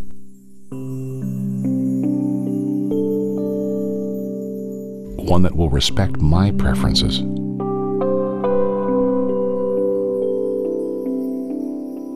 And make me feel like nothing was sacrificed. At Oberlin Turnbull Funeral Home and Crematory, you don't have to spend more to get more. Phone 800-262-3139. Williams County's workforce is getting ready to retire, so manufacturers in Williams County need good, qualified replacements. Many of these jobs may help pay for your education. All of them offer good wages and a variety of benefits. If you or someone you know are interested in a manufacturing career, please visit our website, wedco.info. Check out our video and take a minute to fill out our online survey. You may win a prize, and you may find the career you've always wanted right here in your community. Hello, I'm David Holbrook. I'd like to welcome you to Genesis Healthcare Bryan Center. I'm so proud of my team at Genesis Healthcare and delighted to be a part of their amazing success, including 2 consecutive perfect surveys from the Ohio Department of Health, something that only 2% of all healthcare facilities nationally have been able to accomplish. You can count on us to provide the highest quality of nursing care and physical rehabilitation. We are your friends. We are your family. We are your neighbors. We are Genesis Healthcare Bryan Center. Back out at Van Wert, Golden Bears victorious by a score of 18-14 as they pull it out in the fourth quarter. Let's take a look at some of the stats. I know Jim is down there trying to get coach, and as soon as he gets coach, we will go to him live. But the last score came when it mattered with 17 seconds left in the fourth quarter. Brandon Dean ran for 3 yards, and the 2-point conversion was no good. Now that drive started with 1:52 remaining on Bryan's 39-yard line. They went 9 plays, took it all the way down to 17 seconds before Dean ran it in from 3 yards out, making the final score 18-14. It was 14-12 at the half, and we played a scoreless third quarter and an almost entirely scoreless fourth quarter. And the Golden Bears do get away with one, victorious here at Bryan. The scoring by quarters: Van Wert led Bryan 7-6 at the end of the first quarter, 14-12 at the end of the second quarter, that same score at the end of the third, and then 18-14 at the end of the game. You can hear the Bryan chant going on in the headset or the audio, and we're going to see Coach Klein here momentarily. So we're going to just keep it right here, and we'll give the stats here in just a minute. Let's see if Coach will get to. He's going to give his wife a hug and kiss, and hopefully Jim Funderburg will be the next to be to reach Coach Klein. And yes, here he is. Business had to be taken care of there first. Oh man, you know, I'm going to be an old man, Coach. You got to stop doing this to me. I know it's you know, it's credit to these kids. You know, like I said to them, they tremendous job. You know, last year's group kind of showed them the way. It's just I'm very proud of these kids of just understanding what leadership means, especially late in the game in adverse situations. And we talked about it. We knew we were going to be in one at some point in time, and tonight it just happened to be that time right off the bat. And I think our kids handled themselves well late in the game. Stayed pretty composed with things. You know, we got to clean up some mental mistakes and stuff like that. And that Van Wert team, that's a really good team. You know, they've gotten tremendously better. You can tell they're the second year in their spread offense. The quarterback's a nice player. Running back's a nice player. They got a lot of good defensive players. So I think that's a pretty good task force right off the bat. Well, I think so. That was a very good football game. Second half, man, you had your opportunities. Yeah. You really controlled that second half, just couldn't score. Yeah, you know, and that's we're going to look back at film, and that's exactly what we're going to say is, you know, we missed opportunity here or there. I think we had about 3 different chances, and we just missed them all, and then we made a couple mental blunders in that first half that really hurt us, including my own, you know, trying to go for 2 on that first that first extra point. It almost cost us the game there, you know, looking back. So things like that we got to get a little bit better at and obviously clean up going forward. Well, I'll tell you what, you get down to that last 2 minutes, and we said, you know, if this was last year, we have confidence we're going to score it. We'll probably give them the ball back with about 45 seconds to go. This bunch, though, they came right through in Bryan fashion. So cut it down to 17. I was a little more comfortable. But, you know, again, it's a credit to the senior class. Like I said before, they've seen that happen. They've been around it the last couple of years, and now it was their chance to do it. I was really proud of the fact that we had some chances, and when adverse situations strike, you know, people can tend to turn on each other. They can tend to get negative and that kind of thing. And I thought our kids stayed pretty positive the whole time, and were continually picking each other up and you know, just believing. And I'm really proud of the effort we gave there to finish that off. That defense played extremely well too. I mean, second half we were really good defensively. You know, I thought we played a lot better second half and did a better job defending. They hurt us a couple times with some big plays in the first half, and I thought our kids again responded very well the second half with how they played. We started getting more white shirts to the ball. Yeah, you really did. Hayden Hagman, I thought, had a wonderful game. He had a couple of big stops, but that whole defense really came together. Yeah, you know, and we played a lot of guys, and we still got to find some more backups and some more people to get on the field. And but you know, I was pretty proud of that group as a whole, and I think our coaching staff does a tremendous job. You know, Coach Miner, Coach Kuzma, Coach Lakes, Coach Bentley. You know, Coach Billman helping us out, and Coach Goody with our offensive line, and Coach Garza. You know, those guys work hard in practice and get these guys prepared. Brandon Dean really had all the calm that you needed right down the end too. Yeah, he did. You know, I think he was a little bit frustrated with some of the things that he did tonight, but he's going to get better. You know, it's just a matter of getting experience. It's one thing going through scrimmages and that sort of thing, but being out on Friday night, and I thought he handled himself pretty well and did a pretty good job of leading the offense. You know, there's a couple of things, like I said before, we got to clean up, but you know, I think he's going to be fine. Yeah, I think he is too. That's a great way to start. It's got to be a big confidence builder for him too, huh? It is. You know, you never know what you're getting out of your first opponent. You know, and like I said before, I thought this Van Wert team is a very good team. You know, they have a lot of speed. They have good size up front.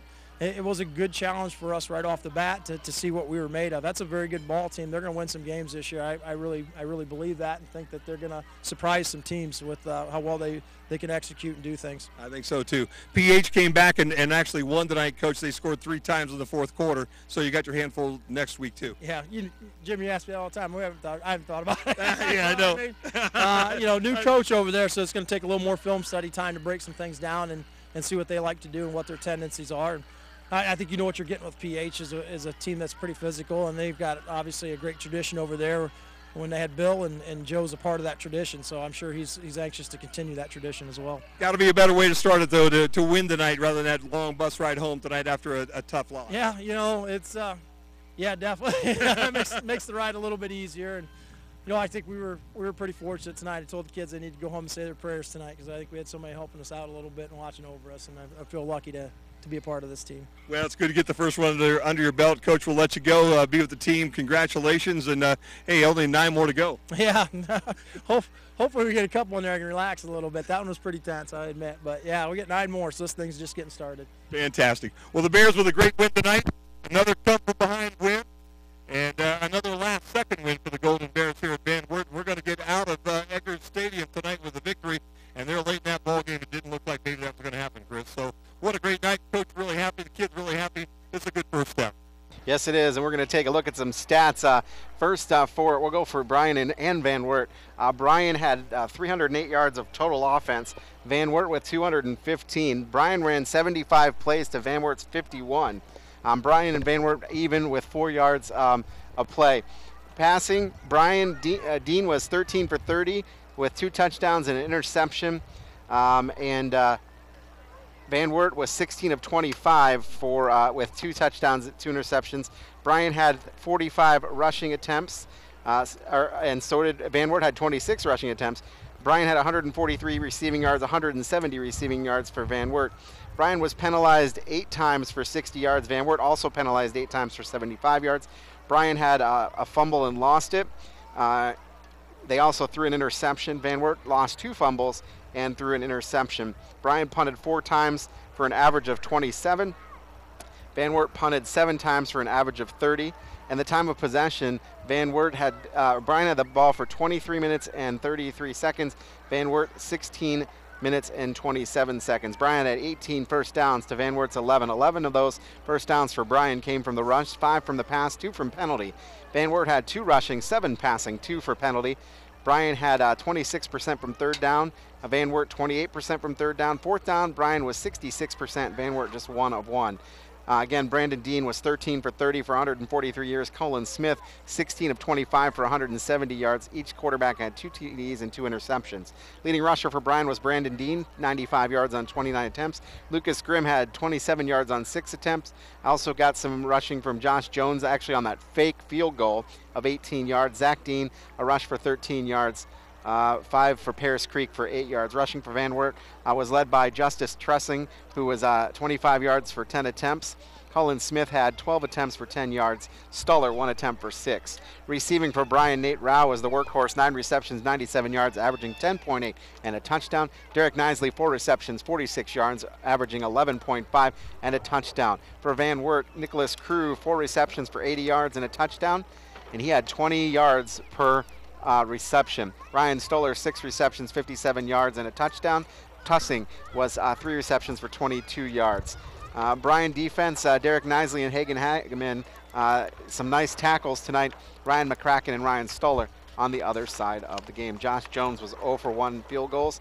No extra points. Van Wert's Gavin Gardner was 2 for 2 in extra points. Jones did punt for 27 yards and pinned him inside the 21. So Ryan McCracken, 7 punts for an average of 30 yards. Taking a look at the drive summaries in the third quarter, Bryan got things started off from their own 20. They went 5 plays and then had a problem where they had a fake punt, and Jones was able to get the first down, but 6 plays later, Belts fumbled the ball right back to Van Wert. Van Wert got the ball. 5 plays later, they threw an interception. Bryan had it back, and they drove all the way down to the Van Wert 16, where a field goal was blocked. It was a low snap. After that, Van Wert got the ball back and had to punt. Bryan got the ball back and turned it over on downs after a 5-play drive. In the fourth quarter, Van Wert had the ball for 2 plays, then fumbled. Bryan got the ball back, went 3 and out.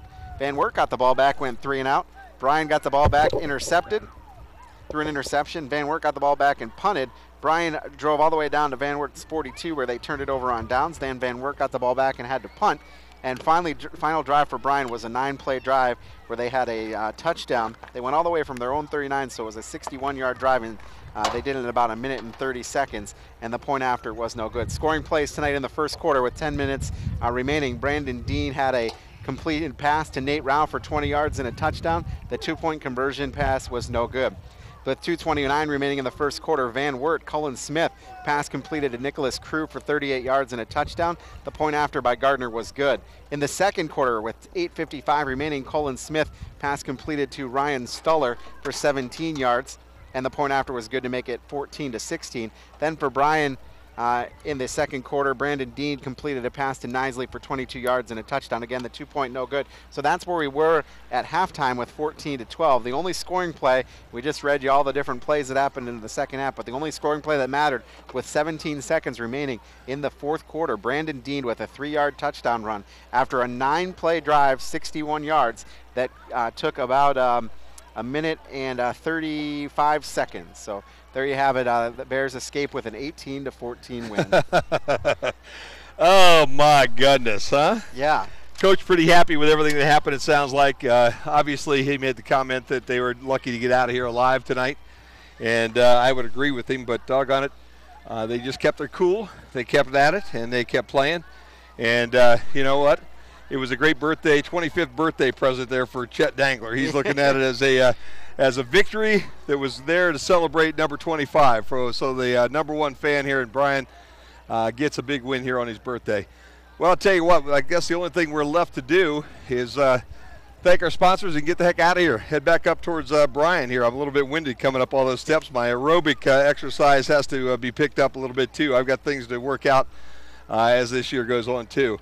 Ball game tonight being brought to you by the Bryan Athletic Boosters. They're always backing the athletes, and they wish them good luck all season long. By Bryan Auto Depot, quality used cars at a fair price. Bryan Ford Lincoln, just down the road from high prices. Bryan Municipal Utilities, your local cable and high-speed internet provider. Genesis Healthcare, the friends, your family, and your neighbors.